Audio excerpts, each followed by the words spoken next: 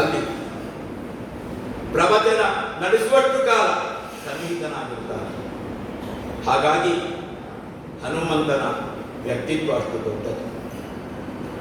ಹನುಮಂತನ ವ್ಯಕ್ತಿತ್ವದ ಬಗ್ಗೆ 1.5 ಗಂಟೆಯೋ 2 ಗಂಟೆಯೋ ಮಾತಾಡಿ ನಮಗೆ ಮುಗಿಸುವುದಕ್ಕಾಗುವುದಿಲ್ಲ. ಯಾವುದೋ ಒಂದಷ್ಟು ಭಾಗಗಳನ್ನು ನಾವು ಸ್ಪರ್ಶಿಸುವುದು. ಯಾಕೆ ಕೇಳಿದರೆ ಪಾಂಡಿತ್ಯೇಕ ಪಟುತ್ವೇಕ ಶೂರತ್ವೇಕಿ ಬಲೇಕಿ.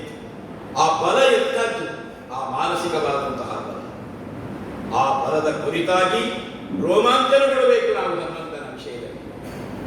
ಬಲ ಅಂತ ಹೇಳಿದರೆ ತಾನು ಸಮುದ್ರವನ್ನು ವಿಶೇಷವಾಗಿ ದಾಟುವಂತಹ ಸನ್ನಿವೇಶದಲ್ಲಿ ಅವನ ಮನೋಬಲವೇ ಅವನನ್ನು ರಕ್ಷಿಸಿ. ಅಷ್ಟು ಮನೋಬಲ ಇಲ್ಲದೇ ಇದ್ದರೆ ಸುರಸೆ, ಸಿಂಹಿಕೆ, ಮೈನಾಕ ಈ ಮೂರನ್ನು ಯಾವ ಕಾರಣದಿಂದಲೂ ಕೂಡ ನಿವಾರಿಸಲಿಕ್ಕೆ ಸಾಧ್ಯವೇ ಇಲ್ಲ. ಅಂತಹ ಮನೋಬಲ ಹನುಮಂತ. ಹೀಗೆ ಹನುಮಂತನ ಕುರಿತಾಗಿ ವಾಲ್ಮೀಕಿ ಋಷಿ ಪ್ರಣೀತವಾದಂತಹ ರಾಮಾಯಣ. ಯಾಕೆ ಮೂಲ ರಾಮಾಯಣ ಅನ್ನೋದು ವಾಲ್ಮೀಕಿ ಋಷಿಗಳಿಂದ ಪ್ರಣೀತವಾದದ್ದನ್ನು ನಾವು ಹೇಳುತ್ತೇವೆ. ಆಮೇಲೆ ನಮ್ಮವರೇ ಆದಂತಹ ಕುಮಾರ ವಾಲ್ಮೀಕಿಗಳು, ಅಂದರೆ ಕನ್ನಡ ಆ ವಿಶೇಷವಾದಂತಹ ಕವಿ ಮಹನೀಯರು, ಅವರು ಕೂಡ ವಾಲ್ಮೀಕಿಯ ಆಗೊಂದು ಮಾರ್ಗವನ್ನೇ ಅವಲಂಬಿಸಿ ರಾಮಾಯಣದ ರಚನೆ ಮಾಡಿದರು. ವಾಲ್ಮೀಕಿ ಋಷಿ ಪ್ರಣೀತವಾದಂತಹ ಮೂಲ ರಾಮಾಯಣ ಅದು ಮಂತ್ರ ತುಲ್ಯವಾದ, ಅದು ಮಂತ್ರವೇ, ಸಂಶಯ ಏನೂ ಇಲ್ಲ. ಯಾಕೆ ಕೇಳಿದರೆ ವಾಲ್ಮೀಕಿ ಮಹರ್ಷಿಗಳಿಂದ ಪ್ರಣೀತವಾದಂತಹ ಮೂಲ ರಾಮಾಯಣವನ್ನು ಸ್ತ್ರೀಯೋ ರಜಸ್ವಲಾಹ ಶುತ್ವ ಪುತ್ರಾನ್ ಸೂಯು ಅನುತ್ತಮಾನ್, ಇದು ವಾಲ್ಮೀಕಿ ರಾಮಾಯಣದ ಭಾಗದಲ್ಲಿ. ಸ್ತ್ರೀಯರ ಅಶುಚಿಯ ಕಾಲದಲ್ಲಿ ಅವರು ಯಾವುದನ್ನು ಕೇಳುವ ಹಾಗಿಲ್ಲ ಧಾರ್ಮಿಕತೆಯ ದೃಷ್ಟಿಯಿಂದ. ಆದರೆ ವಾಲ್ಮೀಕಿ ರಾಮಾಯಣವನ್ನು ಅವರು ಕೇಳಬೇಕು ಅಂತ ಇದೆ. ಸ್ತ್ರೀಯೋ ರಜಸ್ವಲಾಹ ಶುತ್ವ ಪುತ್ರಾನ್ ಸೂಯು ಅನುತ್ತಮಾನ್. ರಾಮಾಯಣವನ್ನು ಅವರು ಸರಿಯಾದ ರೀತಿಯಲ್ಲಿ ಮನನ ಮಾಡಿಕೊಂಡ್ರೆ ಆ ಕಾಲದಲ್ಲಿ ಅದರ ನಂತರ ಜನಿಸುವ ಮಕ್ಕಳು ಸಮಾಜದಲ್ಲಿ ದೊಡ್ಡ ಸಾಧಕರಾಗ್ತಾರೆ, ಯೋಗ್ಯತಾವಂತರಾಗ್ತಾರೆ. ಅದು ಮಂತ್ರವಾದರೂ ಕೂಡ ಮಾನಸಿಕವಾಗಿ ದೃಢತೆಯನ್ನು ಕೊಡಬಲ್ಲುದು ಅನ್ನುವುದನ್ನು ವಾಲ್ಮೀಕಿ ಋಷಿಗಳು ಉಲ್ಲೇಖಿಸುತ್ತಾರೆ.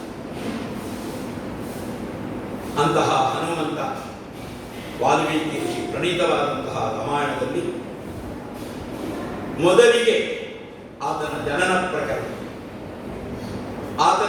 ಪ್ರಕರಣದ ಬಗ್ಗೆ ವಾಯುದೇವರಿಂದ ಅಂಜನಾದೇವಿಯಲ್ಲಿ ಜನಿಸಿ ಲೋಕದಲ್ಲಿ ಅವತರಣ ಮಾಡಿದ.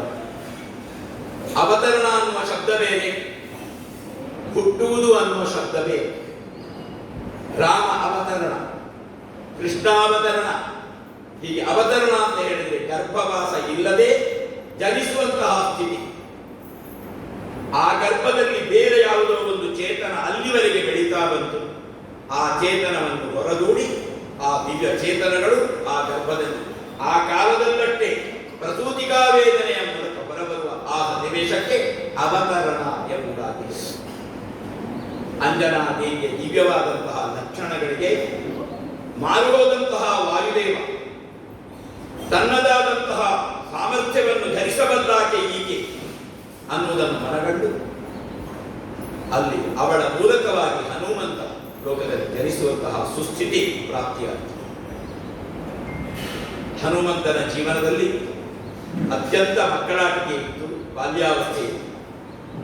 ಅದರ ಪರಿಣಾಮವಾಗಿ ವರರೂಪದ ಕೆಲವು ಶಾಪಗಳನ್ನು ಹನುಮಂತ ಸ್ವೀಕರಿಸುವಂತಹ ಮಟ್ಟದಲ್ಲಿ ತನ್ನದಾದಂತಹ ಅತಿರೇಕದ ತುಂಟಾಟದಿಂದ ತನ್ನ ಬಲ ವಿಶೇಷತೆಯಿಂದ ಹನುಮಂತ ಋಷಿಮುನಿಗಳಿಗೆ ಅವರ ಕೆಲವೊಂದು ಆಚಾರ ವಿಚಾರಗಳಿಗೆ ಬೇಕು ಅಂತಲ್ಲ, ಮಕ್ಕಳಾಟಿಕೆ, ಕೆಲವೊಂದು ಉಪದ್ರವಗಳನ್ನು, ಕೆಲವೊಂದು ತಮಾಷೆಯ ಕಾರಣದಿಂದ, ತುಂಟತನದ ಕಾರಣದಿಂದ ನೀಡಿದಾಗ ಅವ ಅಲ್ಲೊಂದು ವಿಶೇಷವಾದ ಶಾಪವೋ ವರವೋ, ನಾವದನ್ನು ವರ ಅಂತ ತಿಳ್ಕೊಳ್ಳೋದು.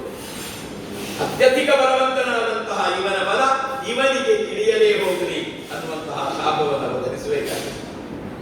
ಯಾಕೆ? ಅವನ ಬಲದ ಮಾಹಿತಿ ಅವನಿಗೆ ನೇರವಾಗಿದ್ದರೆ ಅವ ಏನನ್ನೂ ಮಾಡಬಲ್ಲ. ಅತ್ಯಂತ ಎಳೆಯ ಪ್ರಾಯದಲ್ಲಿ.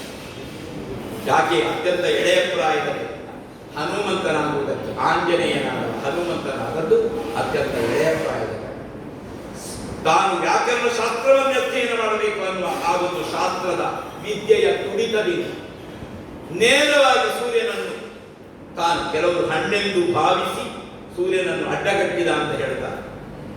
ಹಣ್ಣೆಂದು ಭಾವಿಸಿ ಅಲ್ಲ, ವ್ಯಾಕರಣ ಶಾಸ್ತ್ರದ ಅಧ್ಯಯನದ ಆ ತುಡಿತದ ಕಾರಣದಿಂದ ತಾನು ಸೂರ್ಯನನ್ನು ಸಮೀಪಿಸಿದ ಹೆದರಿದ ದೇವೇಂದ್ರ ಹನುಮಂತನಿಗೆ ವಜ್ರಾಘಾತದ ಮೂಲಕ ಆತನ ಮುಸುಕು, ಆತನ ಮುಖಭಾಗ ಕೆಂಪಾಗುವಂತೆ, ಆತ ವಲೀಮುಖನಾಗುವಂತೆ. ಯಾಕೆ ಕಪಿಗಳಲ್ಲಿ ಕಪಿ ಪ್ರಭಗ ಶಾಖಾಮೃಗ ವಲೀಮುಖ ಮರ್ಕಟ ವಾನರ ಕೀಶಃ ವನಮುಖ ಅಥ ಆಮೇಲೆ ಉಳಿದ ವಿಷಯಗಳಿಗೆ ಹೋಗ್ತದೆ. ಹನುಮಂತ ಕಪಿಶ್ರೇಷ್ಠನೂ ಹೌದು, ವಾನರಷಭನೂ ಹೌದು. ಹೀಗೆ ಕಪಿ ವಾನರನಾಗಬೇಕು ಅಂತ ಇದೆ. ಕಪಿ ಶಬ್ದದ ಅರ್ಥ ಕೇವಲ ನೀರನ್ನು ಕುಡಿದಷ್ಟೇ ಬದುಕಬಲ್ಲಂತಹ ವಾತಾಶನಾಂತ ಸರ್ಪಗಳಿಗೆ ಯಾವುದೇ ಆಹಾರ ಇಲ್ಲದೆ ಇದ್ದರೂ ಕೇವಲ ಗಾಳಿಯನ್ನಷ್ಟೇ ಸ್ವೀಕರಿಸಿ ಅವು ಬದುಕಬಲ್ಲವು. ಹಾಗಾದ್ರೆ ಕಪಿ ಕಂಪಾತೀತಿ ಕಪಿ. ಹಾಗಾಗಿ ಕಪಿ ಅಂದರೆ ಕೇವಲ ನೀರನ್ನಷ್ಟೇ ಕುಡಿದು ಬದುಕಬಲ್ಲಂತಹ ಒಂದು ವರ್ಗ. ಪ್ಲವಂಗ ಹಾರಬಲ್ಲವ, ಪ್ಲವಗ ಜಿಗಿಯಬಲ್ಲವ, ಹಾರುವುದು ಬೇರೆ ಜಿಗಿಯುವುದು ಬೇರೆ. ಶಾಖಾಮೃಗ ಯಾವ ಕಾರಣದಿಂದಲೂ ಮರದ ಗೆಲ್ಲನ್ನು ಬಿಟ್ಟು ಕೆಳಗೆ ಬರದವರು ಶಾಖಾಮೃಗ. ವಲೀಮುಖ ಮುಖದಲ್ಲಿ ಸುಳಿ. ಇವತ್ತಿಗೂ ಯಕ್ಷಗಾನ ವೇಷದಲ್ಲಿ ಹನುಮಂತನ ವೇಷದ ಕುರಿತಾಗಿ 6 ಸುಳಿ 8 ಸುಳಿ ಎಲ್ಲ ನಿತ್ಯಾನಂದ ಕಾರಂತರಿಗೆ ಗೊತ್ತಿದೆ. ಅದು ವಲೀಮುಖ ಅಂತ ಅವರಿಗೆ ಹೆಸರು. ಸುಳಿ ಮುಖದಲ್ಲಿರುವ ಕಾರಣದಿಂದ ವಲೀಮುಖರು. ಹನುಮಂತ ವಲೀಮುಖರು. ಮರ್ಕಟ ವಾನರ ಈಶ. ಮರ್ಕಟ ಅಂದ್ರೆ ಹಲ್ಲು ಕಡಿತಾ ಶಬ್ದ ಮಾಡುತ್ತಾ ಜೀವಿಸುವವರು. ವಾನರರು ಕಾಡಿನಲ್ಲೇ ಇರುವರು, ಯಾವ ಕಾರಣಕ್ಕೂ ನಾಡಿನ ಮುಖ ನೋಡದವರು. ಕೀಶರು ಅಂದರೆ 33 ಕೋಟಿ ಕಪಿನಾಯಕರ ಕುರಿತಾಗಿ ರಾಮಾಯಣದಲ್ಲಿ ಉಲ್ಲೇಖ ಇದೆ. ಹಾಗಿದ್ರೆ ಕಪಿಗಳೆಷ್ಟಿರಬಹುದು? 33 ಕೋಟಿ ಕಪಿನಾಯಕರು, ಅವರಿಗೆ ಕೀಶರು ಅಂತ ಹೆಸರು. ಕೀಶರಾಗಬೇಕಾಗಿದ್ರೆ ಕಪಿಗಳಲ್ಲಿ ಇರಬೇಕಾದಂತಹ 32 ಲಕ್ಷಣಗಳು ಇರಬೇಕಾಗಿದೆ. ಹೀಗೆ ಹನುಮಂತ ವಾನರಷಭನೂ ಕಪೀಶನೂ. ಹೀಗೆ ಆ ವರ್ಗದಲ್ಲಿ ಬಹಳಷ್ಟು ಬೇರೆ ಬೇರೆ ಲಕ್ಷಣಗಳನ್ನು ಹೊಂದಿ. ವಾನರಷಭ ಅಂತ ಹೇಳಿದ್ರೆ ವಾನರಲ್ಲಿ ವೃಷಭಪ್ರಾಯನಾದವ. ವಾನರಲ್ಲಿ ವೃಷಭಪ್ರಾಯ ಅಂತ ಹೇಳಿದ್ರೆ ಜ್ಯೋತಿಷಾಸ್ತ್ರ ಹೇಳ್ತದೆ ಅಗುಣೋಪಿ ವೃಷಶ್ರೇಷ್ಠ. ಅತ್ಯಂತ 12 ರಾಶಿಗಳಲ್ಲಿ ಶ್ರೇಷ್ಠವಾದದ್ದು ವೃಷಭ ರಾಶಿ. ಆದ್ದರಿಂದ ಯಾವುದು ಅತ್ಯಂತ ಶ್ರೇಷ್ಠವೋ ಅದನ್ನು ವೃಷಭ ಅನ್ನುವ ಹೆಸರಿನಿಂದ ಕರೆಯುವ ಪದ್ಧತಿ ಭಾರತದಲ್ಲಿ ಕಾವ್ಯ ನಾಟಕಗಳು. ಹಾಗಾಗಿ ವಾನರಷಭ ಅಂತ ಅವನನ್ನು ವಾಲ್ಮೀಕಿ ಋಷಿಗಳು ಕರೀತಾರೆ. ವಾನರಲ್ಲಿ ವೃಷಭದ ದೃಶನಾದವ ಅಂತಹ ಪರಾಕ್ರಮಿ ಅಂತ. ಹೀಗೆ ಬಹಳಷ್ಟು ಆ ಬೇರೆ ಬೇರೆ ಪ್ರಭೇದಗಳ ಬೇರೆ ಬೇರೆ ಲಕ್ಷಣಗಳು ಒಬ್ಬನಲ್ಲೇ ಸನ್ನಿಹಿತವಾಗಿರುವುದು ಹನುಮಂತನಲ್ಲಿ ಮಾತ್ರ. ಹೀಗೆ ಅವ ದೇವೇಂದ್ರನಿಂದ ಬಡಿಸಿಕೊಂಡ. ಪುನಃ ತಾನು ಮಾಡಿದ ಅಪರಾಧಕ್ಕೆ ದೇವೇಂದ್ರ ಕ್ಷಮಾಯಾಚನೆಯನ್ನು ಮಾಡಿದ. ವ್ಯಾಕರಣವನ್ನು ತಾನು ಸೂರ್ಯನಿಂದ ಕಲಿಯಬೇಕು ಅನ್ನುವ ಕಾರಣಕ್ಕಾಗಿ ಯಾಕೆ ಹನುಮಂತನಿಗೊಂದು ವಿಶೇಷವಾದ ಅಭಿಧಾನ ಇದೆ. ಹೆಸರು ಮಹಾವ್ಯಾಕರಣಾಂಬೋಧಿ ಮಂಥಮಾನಸ ಮಂದಿರಂ ಕವಯಂತಂ ರಾಮಕೀರ್ತಿಯ ಹನುಮಂತಂ ಉಪಾಸನೆಗೆ. ವ್ಯಾಕರಣ ಶಾಸ್ತ್ರದಲ್ಲಿ ಹನುಮಂತನಟ್ಟು ವಿದ್ವಾಂಸ ಲೋಕದಲ್ಲಿ ಬೇರೊಬ್ಬರಿಲ್ಲ. ಸಂಗೀತ ಶಾಸ್ತ್ರದಲ್ಲೂ ಹನುಮಂತ ಅತ್ಯಂತ ವಿಶೇಷವಾದಂತಹ ಯೋಗ್ಯತೆಯನ್ನು ಪಡೆದಿದ್ದ.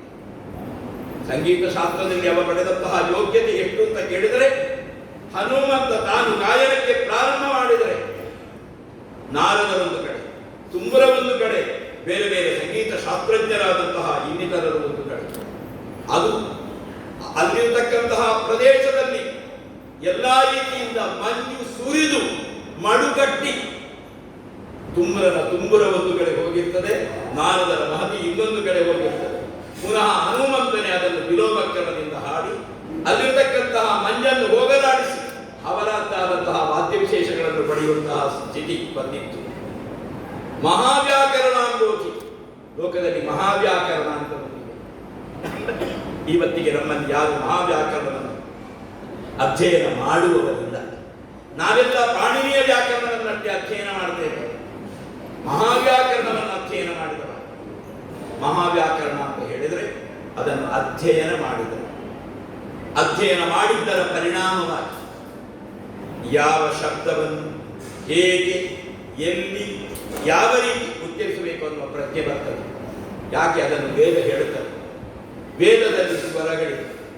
ಆ ಸ್ವರಗಳು ವ್ಯಾಕರಣ ಸಂಬಂಧವಾಗಿ ವೈದಿಕ ವ್ಯಾಕರಣಕ್ಕೆ ಬದ್ಧವಾಗಿ ಇರುವಂತಹ ಸ್ವರಗಳು ಅತ್ಯಂತ ಪ್ರಧಾನವಾದದ್ದು. ಉದಾಹರಣೆಗೆ ಒಬ್ಬನನ್ನು ಕೇಳ್ತೇವೆ, ಏನು ಒಂದೇ ಶಬ್ದ, ಅದೇ ಅಕ್ಷರಗಳು, ಆದರೆ ಕೇಳುವ ಭಾವ ವ್ಯತ್ಯಾಸವಾಗ್ತದೆ. ಮಹಾವ್ಯಾಕರಣವನ್ನು ಓದಿದವನಲ್ಲಿ ಯಾವ ಕಾರಣಕ್ಕೂ ತಾನು ನಡೆಸಲ್ಪಡತಕ್ಕಂತಹ ಸಂಭಾಷಣೆಯಲ್ಲಿ ಯಾವುದು ಅಲ್ಪಪ್ರಾಣ, ಯಾವುದು ಮಹಾಪ್ರಾಣ, ಯಾವುದು ಒದ್ದಾಗಿ ಹೇಳಬೇಕು, ಯಾವುದನ್ನು ಸೌಮ್ಯವಾಗಿ ಹೇಳಬೇಕು ಅನ್ನುವ ವಿಷಯಗಳು ಇರುವುದು ಮಹಾವ್ಯಾಕರಣದಲ್ಲಿ. ಹೀಗೆ ತಾನು ಮಹಾವ್ಯಾಕರಣವನ್ನು ಸೂರ್ಯನಿಂದ ಅಭ್ಯಸಿಸಿದವ. ಉದಯಾತ್ರಿಗೆ ಒಂದು ಕಾಲ, ಎಡಗಾಲನು ಅಸ್ತಾತ್ರಿಗೆ, ಸೂರ್ಯ ಸಂಚರಿಸುವಷ್ಟು ಕಾಲ ಅವನ ಮುಖವನ್ನೇ ನೋಡುತ್ತಾ ಮಹಾವ್ಯಾಕರಣವನ್ನು ಅಧ್ಯಯನ ಮಾಡಿದ ಮಹನೀಯ. ಆ ಮಹಾವ್ಯಾಕರಣವನ್ನು ಅಷ್ಟೇ ಅಲ್ಲ, ಚತುರ್ವೇದಗಳನ್ನು ಅಭ್ಯಸಿಸಿ ಆ ಕಾಲದಲ್ಲಿ ವೈದಿಕ ವ್ಯಾಕರಣವನ್ನು ಪ್ರಚುರಪಡಿಸಿದ. ವೈದಿಕ ವ್ಯಾಕರಣ ಅಂತ ಒಂದಿದೆ, ವೇದದ ವ್ಯಾಕರಣವೇ ಬೇರೆ, ನಮ್ಮ ಸಾಮಾನ್ಯ ಶಬ್ದ ಸಂಬಂಧವಾದಂತಹ ವ್ಯಾಕರಣ ಬೇರೆ. ವೈದಿಕ ವ್ಯಾಕರಣಕ್ಕೆ ಹನುಮಂತನದ್ದಾದಂತಹ ಒಂದು ವಿಶೇಷ ಕೊಡುಗೆ ಇದೆ. ಆದ್ದರಿಂದಲೇ ಮಹಾವ್ಯಾಕರಣ ಅಂಬುದು. ವೈದಿಕ ವ್ಯಾಕರಣ ಹೇಗಿದೆ ಅಂತ ಯಾರಾದ್ರೂ ಹೇಳಿದರೆ ಅಂಬೃಣಿ ಸೂಕ್ತ ಅಂತ ಒಂದು ಸೂಕ್ತ ಇದೆ. ಸಣ್ಣ ಉದಾಹರಣೆ ಹೇಳಿಬಿಡುತ್ತೆ. ಅಂಬೃಣಿ ಸೂಕ್ತದಲ್ಲಿ ಅಹಂ ರುದ್ರೇಭಿಹಿ ಅಂತ ಬರ್ತದೆ. ಅಹಂ ರುದ್ರೇಭಿಹಿ ಶಬ್ದ ವ್ಯಾಕರಣ ದೃಷ್ಟಿಯಿಂದ ತಪ್ಪು. ರುದ್ರೈಹಿ ಅಂತ ಬರಬೇಕು. ಸಂಸ್ಕೃತ ಅಧ್ಯಯನ ಮಾಡಿದವರಿಗೆ ಅದು ಗೊತ್ತಿದೆ. ಹರಿಪ್ರಸಾದ್ ವಿದ್ವನ್ವಿತ ಹರಿಪ್ರಸಾದ ಭಟ್ರಿಗೆ ಅದರ ಬಗ್ಗೆ ಗೊತ್ತಿದೆ. ರುದ್ರೇಭಿಹಿ ಅಂತ ಇದೆ, ಅದು ವ್ಯಾಕರಣದ ದೃಷ್ಟಿಯಿಂದ, ಪಾಣಿನಿಯ ವ್ಯಾಕರಣ ದೃಷ್ಟಿಯಿಂದ ಸರಿಯಾದ. ಆದರೆ ವೈದಿಕ ವ್ಯಾಕರಣದಿಂದ ಅಹಂ ರುದ್ರೇಭಿಹಿ ಅನ್ನೋದು ಸರಿ. ಅದಕ್ಕೆ ಕಾರಣಗಳು ಬೇರೆ ಬೇರೆ ಇದೆ, ಅದನ್ನು ವಿವರಿಸುವಷ್ಟು ಸಮಯಾವಕಾಶ ಇದೆ. ಹೀಗೆ ಮಹಾವ್ಯಾಕರಣವನ್ನು ಕಲಿತಂತಹ ಆ ಮಹನೀಯ ಚತುರ್ವೇದಗಳನ್ನು ಅಧ್ಯಯನ ಮಾಡಿದ್ದ. ಅವನ ವಿದ್ವತ್ತು ಪ್ರದರ್ಶಿಸಲ್ಪಡುವುದು ಶ್ರೀರಾಮನ ಪ್ರಥಮ ದರ್ಶನಕಾಲದಲ್ಲಿ ಅವನ ವಿದ್ವತ್ತು ಪ್ರಖರವಾಗಿ ಹೊರಬರುತ್ತದೆ. ವಾಲಿ ಸುಗ್ರೀವರ ಸಂಘರ್ಷದಲ್ಲಿ ಶಾಪಗ್ರಸ್ತನಾದಂತಹ ವಾಲಿ ಋಷ್ಯಮುಖ ಪರ್ವತಕ್ಕೆ ಬರುವುದಕ್ಕೆ ಶಕ್ಯ ಇಲ್ಲ. ಋಷ್ಯಮುಖ ಪರ್ವತ ತನಗೂ ತನ್ನ ಅನುಚರರಿಗೂ ಅತ್ಯಂತ ಸುರಕ್ಷಿತವಾದಂತಹ ತಾಣ ಅಂತ ತಿಳಿದುಕೊಂಡು ಸುಗ್ರೀವ ವಾಲಿಯ ಪೀಡೆಯಿಂದ ನಿವೃತ್ತನಾಗುವುದಕ್ಕೆ, ವಾಲಿಯ ಪೀಡೆಯಿಂದ ತಪ್ಪಿಸಿಕೊಳ್ಳುವುದಕ್ಕೆ ಋಷ್ಯಮುಖ ಪರ್ವತದಲ್ಲಿರ್ತಾನೆ. ಆ ಋಷ್ಯಮುಖ ಪರ್ವತದ ಸುತ್ತಮುತ್ತ ಸುಗ್ರೀವನ ಅನುಚರರು ಬಿಟ್ಟ ಕಣ್ಣುಗಳಿಂದ ಯಾರು ಈ ಪ್ರದೇಶಕ್ಕೆ ಬರ್ತಾರೆ ಅಂತ ಕಾಯ್ತಾ ಇರ್ತಾರೆ. ಯಾಕೆ? ವಾಲಿಯಿಂದ ಕಳುಹಿಸಲ್ಪಟ್ಟ ಯಾರಾದರೂ ಬಂದು ನಮಗೆ ಆಘಾತ ಮಾಡ್ತಾರೋ ಅಂತ ಹೆಸರಿಗೆ ಹೋಗಿಯಾಗಿ ವಾಲಿಯಿಂದ ಅಷ್ಟು ನೋವನ್ನು ಸುಗ್ರೀವ ಅನುಭವಿಸಿ, ಸುಗ್ರೀವ ಒಬ್ಬ ಸಜ್ಜನ ಅನ್ನುವ ದೃಷ್ಟಿಯಿಂದ ಸುಗ್ರೀವನ ಅನುಚರರಲ್ಲಿ ಹನುಮಂತ ಸೇರಿಕೊಂಡು ಇವ ಒಬ್ಬ ಸಜ್ಜನ. ಅದಕ್ಕಿಂತ ಮುಂಚೆ ನಾರದರು ಅವನಿಗೆ ವಿಶೇಷವಾಗಿ ಸಂದರ್ಶನವನ್ನು ಕೊಟ್ಟು, ನಿನ್ನ ಜೀವನದ ಪರ್ವಕಾಲ ಈಗಷ್ಟೇ ಸಮೀಪಿಸ್ತಾ ಇದೆ, ಅದನ್ನು ನೀನು ಸರಿಯಾದ ರೀತಿಯಲ್ಲಿ ಸದುಪಯೋಗಪಡಿಸಿಕೊ. ಆ ಸದುಪಯೋಗಪಡಿಸಿಕೊಳ್ಳುವುದು ನಿನ್ನ ಬುದ್ಧಿವಂತಿಕೆಗೆ ಸಂಬಂಧಿಸಿ ಇದೆ. ರಾಮಾಭಿಧಾನದಿಂದ ಭಗವಂತ ಇಲ್ಲಿಗೆ ಇಳಿದು ಬಂದಿದ್ದಾನೆ. ನೀನು ಮತ್ತೆ ಅವನು ಸಂದರ್ಶಿಸುವಂತಹ ಒಂದು ಪರ್ವಕಾಲ ಅನತಿ ದೂರದಲ್ಲಿದೆ. ನೀನು ಆ ಸನ್ನಿವೇಶವನ್ನು ಉಪಯೋಗಿಸಿಕೊಳ್ಳಬೇಕು ಅಂತ ಹೇಳಿದಾಗ ಹನುಮಂತ ಅತ್ಯಂತ ಜಾಗರೂಕನ. ರಾಮನ ಕುರಿತಾದಂತಹ ಸೆಳೆತವನಿಗೆ ರಾಮ ಅಂತ ಹೇಳಿದರೆ ಯಾರು, ರಾಮನ ವ್ಯಕ್ತಿತ್ವ ಏನು, ರಾಮನದ್ದಾದಂತಹ ಯೋಗ್ಯತೆ ಏನು, ಅದರ ಬಗ್ಗೆ ಗೊತ್ತಿರುವುದಿಲ್ಲ. ಆದರೂ ರಾಮನ ಕುರಿತಾದಂತಹ ಯಾವುದೋ ಒಂದು ಸೆಳೆತ ಅವನ ಆಂತರ್ಯದಲ್ಲಿ ಮೊದಲೇ ಸನ್ನಿಹಿತವಾಗಿದೆ. ಆ ಸನ್ನಿಹಿತವಾದಂತಹ ಆ ಹನುಮಂತನಿಗೆ ನಾರದರು ಹೇಳಿದಾಗ ಅದು ಇನ್ನಷ್ಟು ದೃಢವಾಗ್ತದೆ. ಆ ದಿನವನ್ನು ಕಾಯ್ತಾ ಕಾಯ್ತಾ ಕಾಯ್ತಾ ಕಾಯ್ತಾ ಅವರು ಶಬರಿ ಯಾವ ರೀತಿ ರಾಮ ದರ್ಶನಕ್ಕಾಗಿ ಮತಂಗ ಋಷಿಗಳ ಮಾತಿನಿಂದ ಕಾಯ್ತಾ ಇದ್ಲು. ಮತಂಗ ಋಷಿಗಳು ಅಷ್ಟೇ, ನನಗೆ ರಾಮನನ್ನು ನೋಡುವ ಯೋಗ ಇಲ್ಲ, ನೀನು ನೋಡು, ನಿನಗೆ ಆ ಯೋಗ್ಯತೆ ಇದೆ, ನಿನಗೆ ಆ ಸತ್ಪಾತ್ರತೆ ಇರುವ ಕಾರಣದಿಂದ ಅವನನ್ನು ನೇರ ಸಂಭಾಷಿಸಿ ರಾಮಾಭಿಲಾಷದಿಂದ ತೆರೆಗಿಳಿದು ಬಂದಂತಹ ಭಗವಂತನ ದರ್ಶನ ಲಾಭ ನಿನಗಾಗ್ತದೆ. ನಾನು ಮಾಡಿದ ತಪಶ್ಚರ್ಯೆಯ ಸತ್ಫಲ ನಿನಗೆ ಅನುಗ್ರಹಿಸಿದ್ದೇನೆ, ಅಷ್ಟು ಕಾಲ ದೀರ್ಘಾಯುಷ್ಯಾಗುವಂತ ಅವಳ ತಲೆಗೆ ಕೈಯಿಟ್ಟು ಆಶೀರ್ವದಿಸಿ. ಒಂದು ಕಾಲದಲ್ಲಿ ನಮ್ಮ ಭಾರತದಲ್ಲಿ ಎಷ್ಟೆಷ್ಟು ವಿದ್ಯೆಗಳಿತ್ತು ಆಲೋಚನೆ ಮಾಡುವುದಕ್ಕೆ ಸಾಧ್ಯ ಇಲ್ಲ. ನಾಳೆ ನನಗೆ ನಿಮಗೆ ಹೇಳ್ತೇನೆ, ಹೇಳಿಕ್ಕೆ ಅವಕಾಶ ಇದೆ ಅಂತ ಗೊತ್ತಿಲ್ಲ, ಹೇಳಿಬಿಡ್ತೇನೆ. ಕೃಷ್ಣ ಬಲರಾಮರು 64 ದಿವಸದಲ್ಲಿ 64 ವಿದ್ಯೆಯನ್ನು ಅಧ್ಯಯನ ಮಾಡಿದರು ಅಂತ ಭಾಗವತ ಹೇಳ್ತದೆ. ಯಾರಾದರೂ ನಂಬಲಿಕ್ಕೆ ಸಾಧ್ಯ ಇದೆಯೇ? ಇದೆ. ಗುರುಗಳು ತನ್ನ ಶಿಷ್ಯನನ್ನು ಭಾರತದಲ್ಲಿ ಈ ಹಿಂದಿನ ಗುರುಕುಲ ಪದ್ಧತಿಯಲ್ಲಿ ಗುರುಕುಲ ಪದ್ಧತಿ ಅಂತ ಒಂದು ಗುರುಗಳ ಮನೆಯಲ್ಲೇ ಅಶನ ವಸನ ವಸತಿ ವಿದ್ಯೆ, ಈ 4 ಗುರುಗಳಿಂದ ತಾನು ಸ್ವೀಕರಿಸುವುದರ ಮೂಲಕ ಗುರುಸೇವೆಯಿಂದ ವಿದ್ಯೆಯನ್ನು ಯಾರು ಪಡೀತಾನೆ ಆ ಕ್ರಮಕ್ಕೆ ಗುರುಕುಲ ಪದ್ಧತಿ ಅಂತ ಹೆಸರು. ಗುರುಗಳ ಆಶ್ರಮದಲ್ಲಿ ಗುರುಸೇವೆಯನ್ನು ಮಾಡ್ತಾ ಮಾಡ್ತಾ ಗುರುಗಳು ತನ್ನ ಶಿಷ್ಯ ತನ್ನ ವಿದ್ಯೆಗೆ ಉತ್ತರಾಧಿಕಾರಿ ಅನ್ನುವುದನ್ನು ಸರಿಯಾದ ರೀತಿಯಲ್ಲಿ ಮನಗಂಡು ಇವನಿಂದ ಈ ವಿದ್ಯೆ ಯಾವ ಕಾರಣಕ್ಕೂ ವ್ಯತ್ಯಸ್ತವಾಗುವುದಿಲ್ಲ, ಈ ವಿದ್ಯೆ ಸಮಾಜದಲ್ಲಿ ಸದುಪಯೋಗವಾಗಲ್ಪಡುತ್ತದೆ, ದುರುಪಯೋಗವಾಗುವುದಿಲ್ಲ ಅನ್ನುವುದನ್ನು ಮನಗಂಡು ಒಂದು ಉತ್ತಮ ಮುಹೂರ್ತದಲ್ಲಿ ಶಿಷ್ಯನ ತಲೆಯ ಮೇಲೆ ಕೈಯಿಟ್ಟ. ವಿದ್ಯುತ್ ಯಾವ ರೀತಿ ಪ್ರವಹಿಸುತ್ತದೆ ಅದೇ ರೀತಿಯಾಗಿ ಗುರುಗಳಲ್ಲಿದ್ದ ವಿದ್ಯೆ ಶಿಷ್ಯನ ಮಸ್ತಿಷ್ಕದಲ್ಲಿ, ಶಿಷ್ಯನ ಪ್ರಜ್ಞೆಯಲ್ಲಿ ತಾನಾಗಿಯೇ ಪಡಿಬಹುದು. ಮತಂಗ ಋಷಿಗಳು ಹಾಗೆಯೇ ಶಬರಿಗೆ ಮಾಡಿ.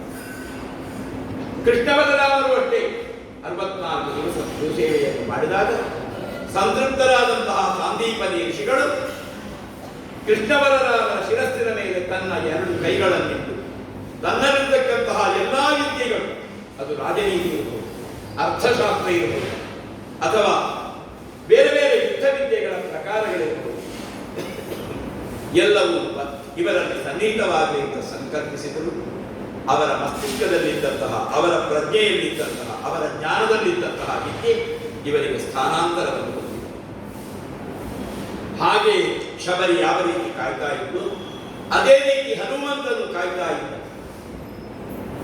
ಇದ್ದ ಸಂದರ್ಭದಲ್ಲಿ ಸೀತಾಮಾತೆಯನ್ನು ಕಳೆದುಕೊಂಡಂತಹ ರಾಮಲಕ್ಷ್ಮಣರು ಸೀತಾನ್ವೇಷಣೆಗಾಗಿ ದಕ್ಷಿಣ ದೇಶಕ್ಕೆ ಋಷ್ಯಮುಖ ಪರ್ವತ ಸಮೀಪಕ್ಕೆ ಬಂದಾಗ ಅವರು ವಾಲಿಯಿಂದ ಪ್ರೇಷಿತರಾದವರು, ಅಂದರೆ ಕಳುಹಿಸಲ್ಪಟ್ಟವರು ಅಥವಾ ಇತರರು ಯಾರು ಏನು ಅಂತ ತಿಳಿದುಕೊಳ್ಳಬೇಕಾದಂತಹ ಅವಶ್ಯಕತೆ ಪರಿಸ್ಥಿತಿ ಸುಗ್ರೀವನಿಗೆ ಉಂಟಾದಾಗ ಅಲ್ಲಿದ್ದಂತಹ ಬೇರೆ ಬೇರೆ ತನ್ನ ನರ ನೀರಾದಿಗಳಂತೆ ತಾನು ಸರಿಯಾದ ರೀತಿಯಲ್ಲಿ ಸಮಾಲೋಚಿಸಿ ಅಲ್ಲಿ ಬಂದವರ ಆಂತರ್ಯವನ್ನು ತಿಳಿದುಕೊಳ್ಳುವ ಸಾಮರ್ಥ್ಯ ಇರುವುದು ಇವರೊಬ್ಬರಿಗೆ ಮಾತ್ರ, ಬೇರೆ ಯಾರಲ್ಲೂ ಆ ಸಾಮರ್ಥ್ಯ ಇಲ್ಲ.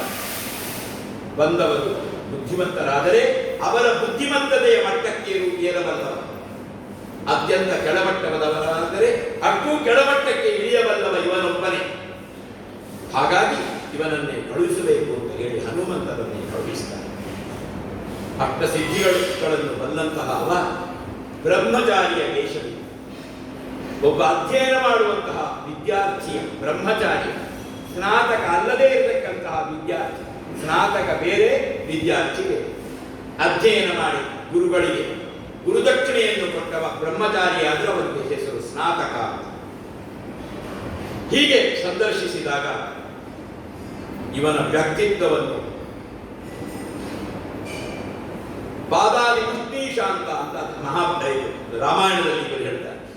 ಪಾದಾದಿ ಮುಷ್ಣೀಶಾಂತ ಅಂತ ಹೇಳಿದ್ರೆ ಪಾದದಿಂದ ಪ್ರಾರಂಭಿಸಿ ತಲೆಗೂದಲಿನ ಕೊನೆಯವರೆಗೆ ರಾಮದೇವರು ಕೊಡ್ತಾರೆ.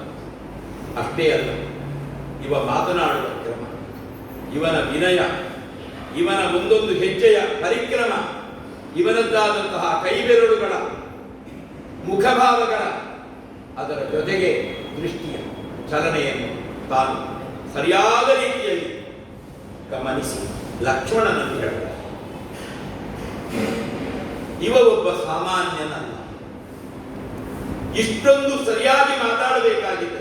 ಯಾಕೆ? ರಾಮನು ಅಷ್ಟು ಹೋಗಿದ್ದ, ರಾಮನಲ್ಲೂ ಅಷ್ಟು ಜ್ಞಾನ ಇತ್ತು. ಇವನ ಜ್ಞಾನವನ್ನು ಗುರುತಿಸಬೇಕಾಗಿದ್ದರೆ ರಾಮನಲ್ಲಿ ಆ ಜ್ಞಾನ ಇಲ್ಲದೆ ಗುರುತಿಸುವುದಕ್ಕಾಗುವುದಿಲ್ಲ. ವಿದ್ವಾನೇವ ವಿಜಾನಾತಿ ವಿದ್ವಜ್ಜನ ಪರಿಶ್ರಮ. ಇನ್ನೊಬ್ಬರ ವಿದ್ವತ್ತನ್ನು ಗುರುತಿಸಿಕೊಡಬೇಕಾಗಿದ್ರೆ ಗುರುತಿಸುವವನು ವಿದ್ವಾಂಸನೇ ಆಗಿರಬೇಕು, ಇಲ್ಲದ್ರೆ ಅವರಿಗೆ ಗುರುತಿಸುವುದಕ್ಕಾಗುವುದಿಲ್ಲ. ಹಾಗಾಗಿ ಇವನೊಬ್ಬ ಸಾಮಾನ್ಯನ, ಚತುರ್ವೇದಗಳನ್ನು ಮಹಾವ್ಯಾಕರಣವನ್ನು ಬಲ್ಲವ, ಒಂದು ಅಪಶಬ್ದ, ಒಂದು ಮುಖದಲ್ಲಿ ಯಾವುದೇ ವಿಕಾರ ಇಲ್ಲದೆ ಇರತಕ್ಕಂತಹ ಮಾತುಗಾರಿಕೆ, ಜೊತೆಗೆ ಸರಿಯಾಗಿ ಮುಂಭಾಗದಲ್ಲಿರತಕ್ಕಂಥವರಿಗೆ ಅರ್ಥೈಸುವಂತಹ ಕ್ರಮ, ಯಾವುದೇ ಶಬ್ದವನ್ನು ನಿರುಕ್ತಿಗೊಳಿಸಿ. ನಾವು ಮಾತಾಡುವಾಗ ಒಂದು ಶಬ್ದ 1000 ಬಾರಿ ಎರಡು ಬರ್ತದೆ. ಹನುಮಂತ ರಾಮದೇವರಲ್ಲಿ ಮಾತಾಡಿದಾಗ ಒಂದು ಶಬ್ದ 2 ಬಾರಿ ಬರಲಿಲ್ಲ. ವಿರುಕ್ತಿ ದೋಷ ಅಂತ ನಾವು ಅದನ್ನು ಸಂಸ್ಕೃತ ಸಾಹಿತ್ಯದಲ್ಲಿ ಹೇಳುತ್ತೇವೆ. ವಿನೀತತೆಯಿಂದ, ಅಷ್ಟೇ ಅಲ್ಲ, ಕೇಳುಗನ ಹೃದಯ ಮುಟ್ಟುವಂತೆ, ಅವ ಸರಿಯಾಗಿ ಪ್ರತಿಕ್ರಿಯೆಯನ್ನು ಪ್ರದರ್ಶಿಸುವಂತೆ ಹನುಮಂತನ ಮಾತುಗಳಿತ್ತು. ಆ ಹನುಮಂತನ ಮಾತುಗಳಿಂದ ಹನುಮಂತ ತಾನು ದೃಢತೆಯನ್ನು ಹೊಂದುತ್ತಾನೆ. ಯಾವ ಕಾರಣದಿಂದಲೂ ಸುಗ್ರೀವನಿಗೆ ಇವರು ಶತ್ರುಗಳು. ನನಗೆ ನಾರದರು ಹೇಳಿದಂತಹ ದಿವ್ಯ ಪುರುಷನ ಆ ಒಂದು ಸಂದರ್ಶನ ನನಗಾಯಿತು. ರಾಮ ಹೇಳ್ತಾನೆ, ನಾವು 3 ಅಯೋಧ್ಯೆಯಿಂದ ವನವಾಸಕ್ಕಾಗಿ ಹೊರಟವರು. ಆ ವಾಕ್ಯಲ್ಲಿ ನಿಂತ ತಕ್ಷಣ ಹನುಮಂತ ಹೇಳ್ತಾನೆ, 3 ಅಂತ ಹೇಳಿದ್ದೀರಿ, ಇರುವುದಿಲ್ಲ ಇಬ್ಬರಲ್ವ, ಇನ್ನೊಬ್ಬ ಆಕೆ ಎಲ್ಲಿ ಹೋದ್ರು ಅಂತ ಅಲ್ಲೇ ಅಲ್ವಾ ಪ್ರಶ್ನೆ ಹೇಳುತ್ತಾನೆ. ಅಲ್ಲಿ ಅದನ್ನು ಕೇಳಿದಾಗ ರಾಮನಿಗೆ ಆಶ್ಚರ್ಯ ಆಗ್ತದೆ. ವಿಷಯಗ್ರಾಹಿತ್ವ ಇವನಲ್ಲಿದೆ. ಯಾಕೆ? ನಾವು 3 ಮಂದಿ ಹೊರಟಿದ್ದೇವೆ ಅಯೋಧ್ಯೆಯಿಂದ ಅಂತ ರಾಮ ಹೇಳಿ ವಾಕ್ಯ ನಿಲ್ಲಿಸ್ತಾನೆ. 3 ಈಗ ಇರೋದು ಇಬ್ಬರಲ್ವ, ಅಲ್ಲಿ ಇನ್ನೊಬ್ಬ ಆಕೆ ಎಲ್ಲಿ ಹೋದ್ರು. ಅವನ ವಿಷಯಗ್ರಾಹಿತ್ವ, ಒಬ್ಬನಲ್ಲಿ ಇರತಕ್ಕಂತಹ ವಿಷಯವನ್ನು ತಾನು ತಿಳಿದುಕೊಳ್ಳುವಂತಹ ಕುತೂಹಲ, ತಾನು ಸ್ವೀಕರಿಸಬೇಕಾದಂತಹ ವಿಷಯಗಳ ಬಗ್ಗೆ ಇರತಕ್ಕಂತಹ ಒಂದು ಅಧ್ಯಯನಪೂರ್ಣವಾದಂತಹ ದೃಷ್ಟಿಕೋನ. ಹೀಗೆ ರಾಮನಲ್ಲಿ ಮಾತಾಡಿದಾಗ ರಾಮ ಇವನ ಪ್ರತಿಭೆಗೆ ಅತ್ಯಂತ ಸಂತುಷ್ಟನಾದ. ಇವನೊಬ್ಬ ಮಹಾಪುರುಷ ಯೋಗ್ಯತೆಯುಳ್ಳಂತಹ ಜನ, ನಮ್ಮ ಸ್ನೇಹಕ್ಕೂ ಇವ ಸತ್ಪಾತ್ರ ಅಂತ ತಾನು ತಿಳಿದುಕೊಂಡು ಆ ಕ್ಷಣದಲ್ಲೇ ರಾಮನನ್ನು ಲಕ್ಷ್ಮಣನನ್ನು ತನ್ನ 2 ಹೆಗಲಲ್ಲಿ ಏರಿಸಿಕೊಂಡು ಆತ ನೇರವಾಗಿ ಋಷ್ಯಮುಖ ಪರ್ವತಕ್ಕೆ ಜಿಗೀತಾನೆ. ಪ್ಲವಂಗ ಅನ್ನುವ ಶಬ್ದ ಜಿಗಿಯುವುದಕ್ಕೆ. ಹಾರು ನಮ್ಮಲ್ಲಿ ಎತ್ತರಕ್ಕೆ ಹಾರುವುದು ಒಂದು, ಉದ್ದಕ್ಕೆ ಹಾರುವುದು ಒಂದು. ಪ್ಲವಂಗ ಮತ್ತೆ ಪ್ಲವಂಗ ಇದು ಎತ್ತರಕ್ಕೆ ಮತ್ತೆ ಉದ್ದಕ್ಕೆ ಹಾರುವಂತಹ ಕಪಿಗಳ ಹೆಸರು, ಕಪಿಗಳ ವರ್ಗ, ಜಾತಿ. ಅಂತಹ ಲಕ್ಷಣಗಳು ಹನುಮಂತನಲ್ಲಿ. ಹೀಗೆ ಸುಗ್ರೀವನಲ್ಲಿ ಸಂಭಾಷಣೆಯಲ್ಲ ಆಗುವಾಗ ಯಾವ ಕಾರಣದಿಂದಲೂ ತಾನು ಯಾವ ಅಧಿಕ ಪ್ರಸಂಗಿತನವನ್ನು ಪ್ರಕಟಿಸಲು ಅತ್ಯಂತ ವಿನೀತತೆಯಿಂದ ರಾಮನ ಕುರಿತಾಗಿ ಸುಗ್ರೀವನಿಗೆ ಲಭ್ಯವಾದಂತಹ ಆಭರಣಗಳನ್ನು, ಸೀತಾದೇವಿಯ ವಸ್ತು ವಿಶೇಷಗಳನ್ನು, ಸೀತಾದೇವಿಯನ್ನು ರಾವಣ ಅಪಹರಿಸುವ ಸನ್ನಿವೇಶದಲ್ಲಿ,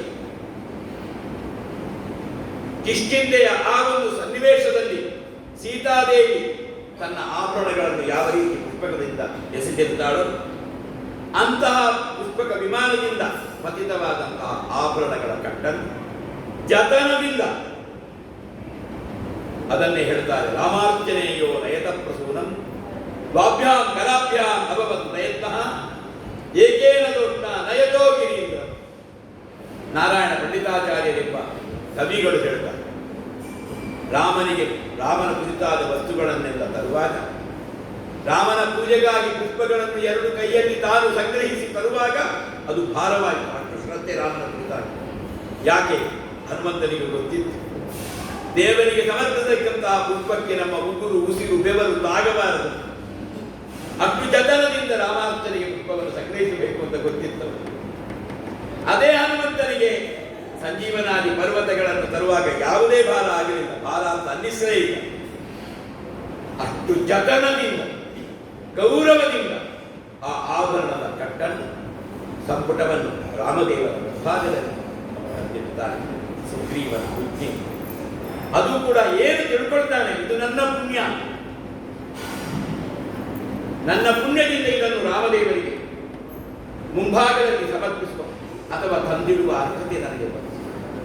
ಇದು ನನ್ನ ಹಿರಿಯರು ಮಾಡಿದಂತಹ ಸುಕೃತ ಅಂತ ತಿಳ್ಕೊಳ್ಳೋದು. ನನ್ನ ಯೋಗ್ಯತೆಯಿಂದ ಬಂದದ್ದು ಅಂತ ತಿಳ್ಕೊಳ್ಳೋದಿಲ್ಲ, ಹಿರಿಯರ ಪುಣ್ಯದಿಂದ ಬಂದ. ಇಂಥದ್ದನ್ನು ನಮಗೆ ಆಲೋಚಿಸಲಿಕ್ಕೆ ಕಷ್ಟ. ಹನುಮಂತನಂತಹ ಮಹಾಪುರುಷಿಗೆ ಸಿಗಂತೆ ಅದು ಸಾಧ್ಯವಾಗಿದೆ. ಹೀಗೆ ತಂದಿಟ್ಟು ತನ್ಮೂಲಕ ರಾಮಸೇವೆಯಲ್ಲಿ ತಾನು ತನ್ನನ್ನು ಸಮರ್ಪಿಸಿಕೊಳ್ತಾನೆ. ನಂತರ ಬೇರೆ ಬೇರೆ ಪ್ರಕರಣಗಳಲ್ಲಿ ಹನುಮಂತನ ವಿಷಯಗಳು ಬರ್ತದೆ. ವಾಲಿ ರಾಮರ ಯುದ್ಧ ಸನ್ನಿವೇಶದಲ್ಲಿ ಬರ್ತದೆ, ಸುಗ್ರೀವನ ಪಟ್ಟಾಭಿಷೇಕ ಸನ್ನಿವೇಶದಲ್ಲಿದೆ. ಆದರೆ ಹನುಮಂತನ ನಿಜವಾದ ವ್ಯಕ್ತಿತ್ವ ತೆರೆದುಕೊಳ್ಳುವುದು ಸುಂದರ ಕಾಂಡ. ರಾಮಾಯಣದಲ್ಲಿ ಬೇರೆ ಬೇರೆ ಬೇರೆ ಬೇರೆ ಕಾಂಡಗಳಿದ್ದು ಸೀತಾನ್ವೇಷಣೆಯ ಭಾಗಕ್ಕೆ ಸುಂದರ ಕಾಂಡ ಎಂಬುದು. ಅದು ಯಾಕೆ ಹಾಗೆ ಹೆಸರು? ಸುಂದರೇ ಸುಂದರೋ ರಾಮ. ಲೋಕದಲ್ಲಿ ಅತ್ಯಂತ ಸುಂದರರು ಅಂತ ಲೋಕದಲ್ಲಿದ್ದರೆ ಅದು ಶ್ರೀರಾಮ. ಸುಂದರೇ ಸುಂದರೋ ಕವಿ. ಸುಂದರ ಅಂತ ಹೆಸರಿರುವುದು ಹನುಮಂತ. ಕವಿಗಳಲ್ಲೂ ಅತ್ಯಂತ ಸುಂದರನಾದ ವ್ಯಕ್ತಿ ಯಾರಾದರೂ ಇದ್ದರೆ ಅದು ಹನುಮಂತ. ರಾಮಾಯಣದಲ್ಲಿ ಅತ್ಯಂತ ಸುಂದರವಾದ ಭಾಗ ಏನಾದರೂ ಇದ್ದರೆ ಅದು ಸುಂದರ ಕಾಂಡ. ಸುಂದರ ಕಾಂಡದಲ್ಲಿ ಹನುಮಂತನ ವ್ಯಕ್ತಿತ್ವ ತೆರೆದುಕೊಳ್ಳುತ್ತದೆ. ಸುಂದರಕಾಂಡದಲ್ಲಿ ಹನುಮಂತನ ವ್ಯಕ್ತಿತ್ವ ಎಷ್ಟು ತೆರೆದುಕೊಳ್ಳುತ್ತದೆ ಅಂತ ಕೇಳಿದರೆ, ದಕ್ಷಿಣ ದಿಕ್ಕಿಗೆ ಸೀತಾನ್ವೇಷಣೆಗೆ ಹೋಗುವಂತಹ ವ್ಯಕ್ತಿಗಳ ಕೈಯಲ್ಲಿ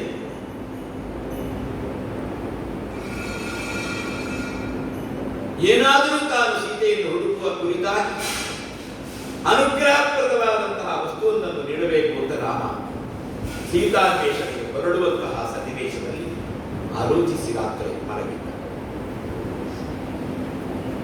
ಅದನ್ನು ಯಾರಲ್ಲಿ ಕೊಡಬಹುದು? ಅಂಗದ ಇದ್ದ, ಹಿರಿಯನಾದ ಜಾಂಬವಂತ ಇದ್ದ, ನಲ ನೀಲಾದಿಗಳಿದ್ದರು, ಸುಷೇಣನಿದ್ದ. ಆದರೆ ಹೆಚ್ಚು ಮಾತಾಡದೆ ಮೌನವಾಗಿಟ್ಟುಕೊಂಡು ಹೆಚ್ಚು ಕೆಲಸ ಮಾಡುವಂತಹ ವ್ಯಕ್ತಿ ಆ ಬಳಗದಲ್ಲಿ ಹನುಮಂತ. ಹೊರಡುವ ಸಂದರ್ಭದಲ್ಲಿ ರಾಮಾಜ್ಞೆಯನ್ನು ಸ್ವೀಕರಿಸುವ ಸನ್ನಿವೇಶದಲ್ಲಿ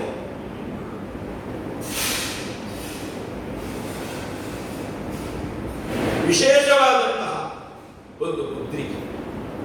ಕಾಡಿನಿಂದ ಬರುವಾಗ, ಕಾಡಿಗಾಗಿ ರಾಮ ಬರುವಾಗ ಯಾವುದೇ ಆಭರಣಗಳನ್ನು ತಂದಿಲ್ಲ. ಯಾವುದೇ ಆಭರಣಗಳಿಲ್ಲದೆ ಇದ್ದರು ಕನ್ಯಾದಾನ ಮಾಡುವಾಗ ನಮ್ಮದೊಂದು ಪದ್ಧತಿ ಇದೆ. ಮಾವ ಒಂದು ಉಂಗುರವನ್ನು ಕೊಡಬೇಕು. ಇವತ್ತಿಗೂ ನಮ್ಮ ಕೌಳವ ಪದ್ಧತಿಯಲ್ಲಿ ಅದು ಜೀವಂತ ಇದೆ. ಕನ್ಯಾದಾನ ಮಾಡುವಂತಹ ಆ ಗಿಂಡಿ ಏನಿದೆ ಅದು ದ್ವಿಮುಖಿ ಜಲವೇ ಆಗಿರಬೇಕು ಅಂತ ನಿಯಮ. ದ್ವಿಮುಖಿ ಜಲ, ಅದರಲ್ಲಿ ಎರಡು ಮುಖ ಇರ್ತದೆ, ಗಿಂಡಿ ಆಗಿ. ಕೌಳಿಗೆ ಆದರೆ ಒಂದೇ ಮುಖ. ಅದರ ಗಿಂಡಿಯಲ್ಲಿ ಒಂದು ಚಿನ್ನದ ಆ ಉಂಗುರವನ್ನಿಡಬೇಕು. ಕನ್ಯಾದಾನವನ್ನು ಸಮರ್ಪಿಸಿದ ಮೇಲೆ ಆ ಉಂಗುರವನ್ನು ಕನ್ಯಾದಾನ ಸಮರ್ಪಿಸಿದವ ಇವನ ಅನಾಮಿತಿಗೆ ಇಡಬೇಕು ಅಂತ ಒಂದು ನಿಯಮ, ವಿವಾಹ ಪದ್ಧತಿಯ. ಜನಕ ರಾಜ ಕನ್ಯಾದಾನವನ್ನು ಮಾಡುವಾಗ ಶ್ರೀರಾಮದೇವರಿಗಿಂತ ಉಂಗುರ ಅದೊಂದಿತ್ತು. ಅದು ಅಯೋಧ್ಯೆಯದ್ದಲ್ಲ. ಅಯೋಧ್ಯೆಯ ಎಲ್ಲಾ ವಸ್ತುಗಳನ್ನು ಅವರು ಬಿಟ್ಟು ಬಂದಾಗಿತ್ತು. ಯಾಕೆ? ಕೈಕೇಯಿ ಎಲ್ಲಾ ವಸ್ತುಗಳನ್ನು ಬಿಟ್ಟು ಹೋಗಬೇಕು ಅಂತ ಆಜ್ಞೆ ಮಾಡಿತ್ತು. ವಲ್ಕಲಾದಿಗಳನ್ನು, ಖನಿತ್ರ ಪಿಟಕಾದಿಗಳನ್ನು ಅವಳೇ ತಂದಿಟ್ಟು ಇಷ್ಟು ಮಾತ್ರ ತೆಗೆದುಕೊಂಡು ಹೋಗಬೇಕು ಅಂತ ಹೇಳಿದ್ರು. ಖನಿತ್ರ ಪಿಟಕ ಅಂತ ಹೇಳಿದರೆ ನಮ್ಮ ತುಳುವಿನಲ್ಲಿ ಹೇಳುವುದಾದರೆ ಕೊಟ್ಟು ಪಿಕ್ಕಾಸು. ಕಾಡಿನಲ್ಲಿ ಗೆಡ್ಡೆಗೆಣಸು ಅಗಿಯುವುದಕ್ಕೆ ಬೇಕಾದಂತಹ ವಸ್ತು ವಿಶೇಷ. ಅವರು ಉಟ್ಟುಕೊಂಡಂತಹ ದುಪೂರವನ್ನು ಬಿಚ್ಚಿ ವಲ್ಕಲಾದಿಗಳನ್ನು ಧರಿಸುವುದಕ್ಕೆ ಕೊಟ್ಟವಳ ಅವಳೆ. ಆ ಕಾಲದಲ್ಲಿ ಮಂಥರೆ ಅವಳ ಮನಸ್ಸನ್ನು ಪ್ರವೇಶಿಸಿ ಸದ್ಭಾವನೆಗಳನ್ನೆಲ್ಲ ದೂರೀಕರಿಸಿ ದುರ್ಭಾವನೆಗಳು ಮಡುಗಟ್ಟುವಂತೆ ಮಾಡಿ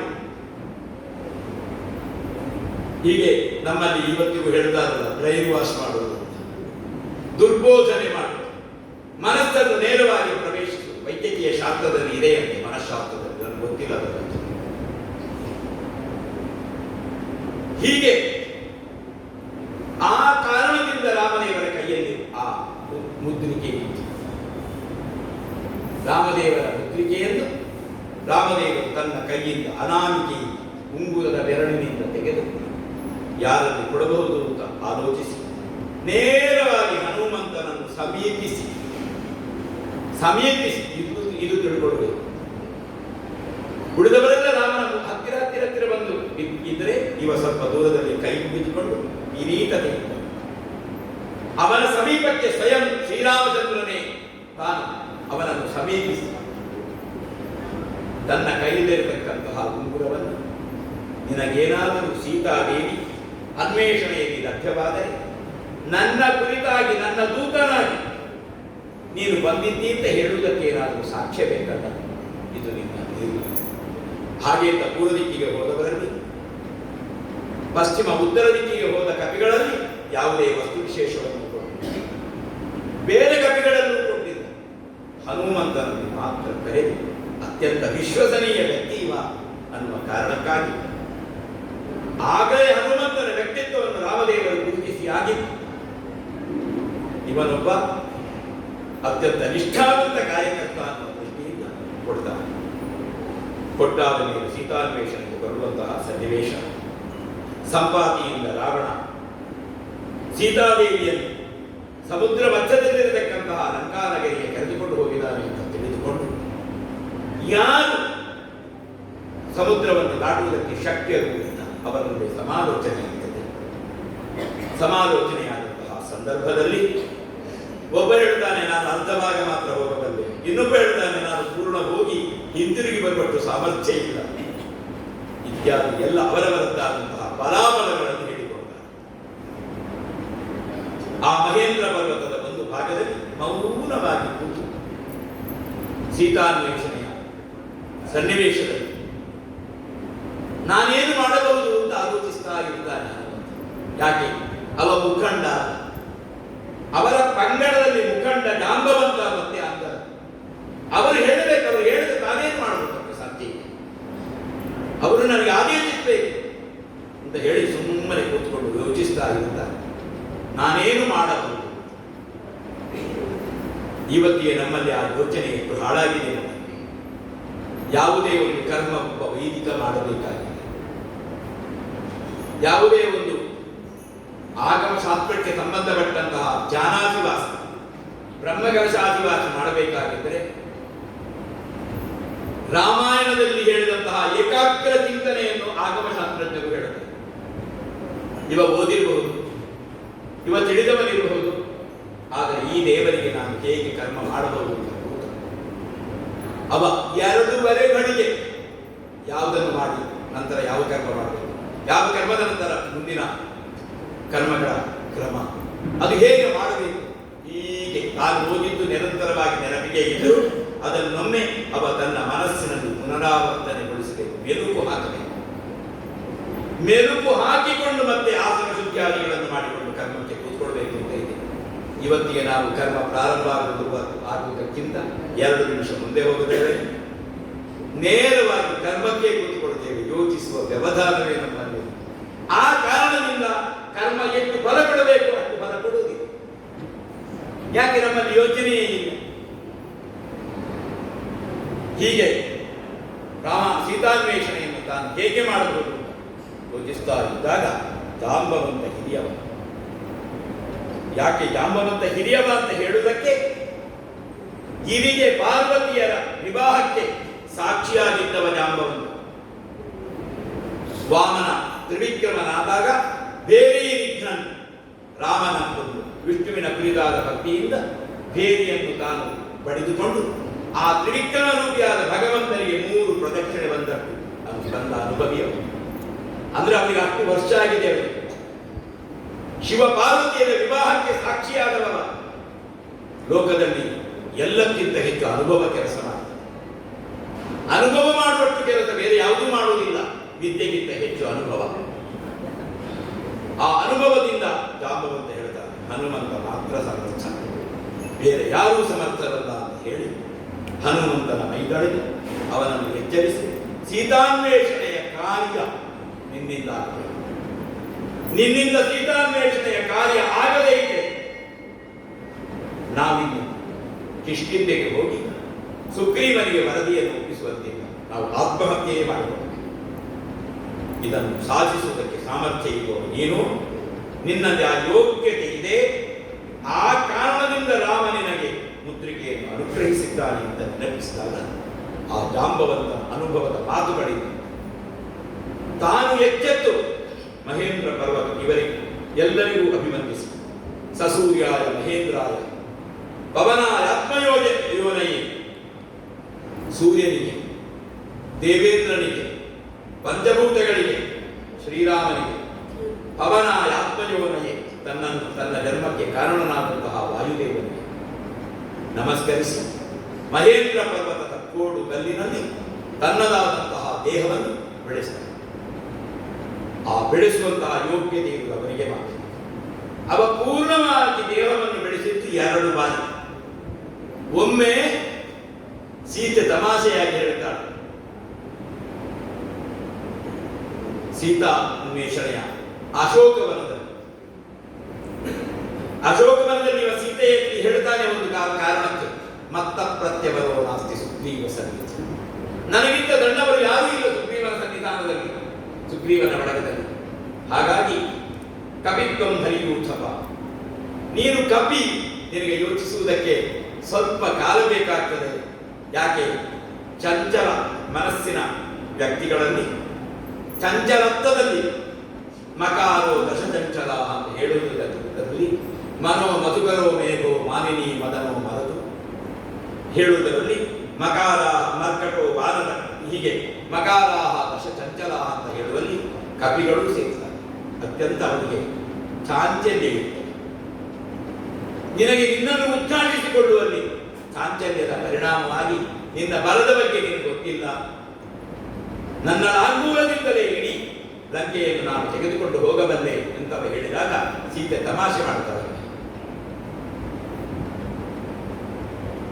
ತಮಾಷೆ ಮಾಡುವುದಲ್ಲದೆ ಯಾವುದೋ ನಿನ್ನದಾದಂತಹ ಬೌದ್ಧಿಕವಾದಂತಹ ನಿನ್ನ ಇತಿಮಿತಿಗಳ ಬಗ್ಗೆ ತಿಳಿಯದೆ ನನ್ನನ್ನು ನೀನು ಹೊತ್ತುಕೊಂಡು ಹೋಗ್ತಿ ಅಂತ ಹೇಳ್ತೀಯಲ್ಲ. ಯಾಕೆ ಕೇಳಿದ್ರೆ ಸೀತೆ ಅತ್ಯಂತ ಭಾರವಾದಂತಹ ದೇಹ. ಒಬ್ಬ ವ್ಯಕ್ತಿ ಒಂದು ಭಾರವನ್ನು ಎತ್ತಬೇಕಾಗಿದೆ, ಅವನಿಗಿಂತ ಹಗುರವಾದದ್ದನ್ನೇ ಅವ ಎತ್ತಬೇಕೇ ಹೊರತು ಅವನಿಗಿಂತ ಭಾರವಾದದ್ದನ್ನು ಎತ್ತುವ ಹಾಗಿಲ್ಲ. ಸೀತೆ ಅತ್ಯಂತ ಭಾರವಾಗಿದ್ದವಳು. ಹೇಗೆ?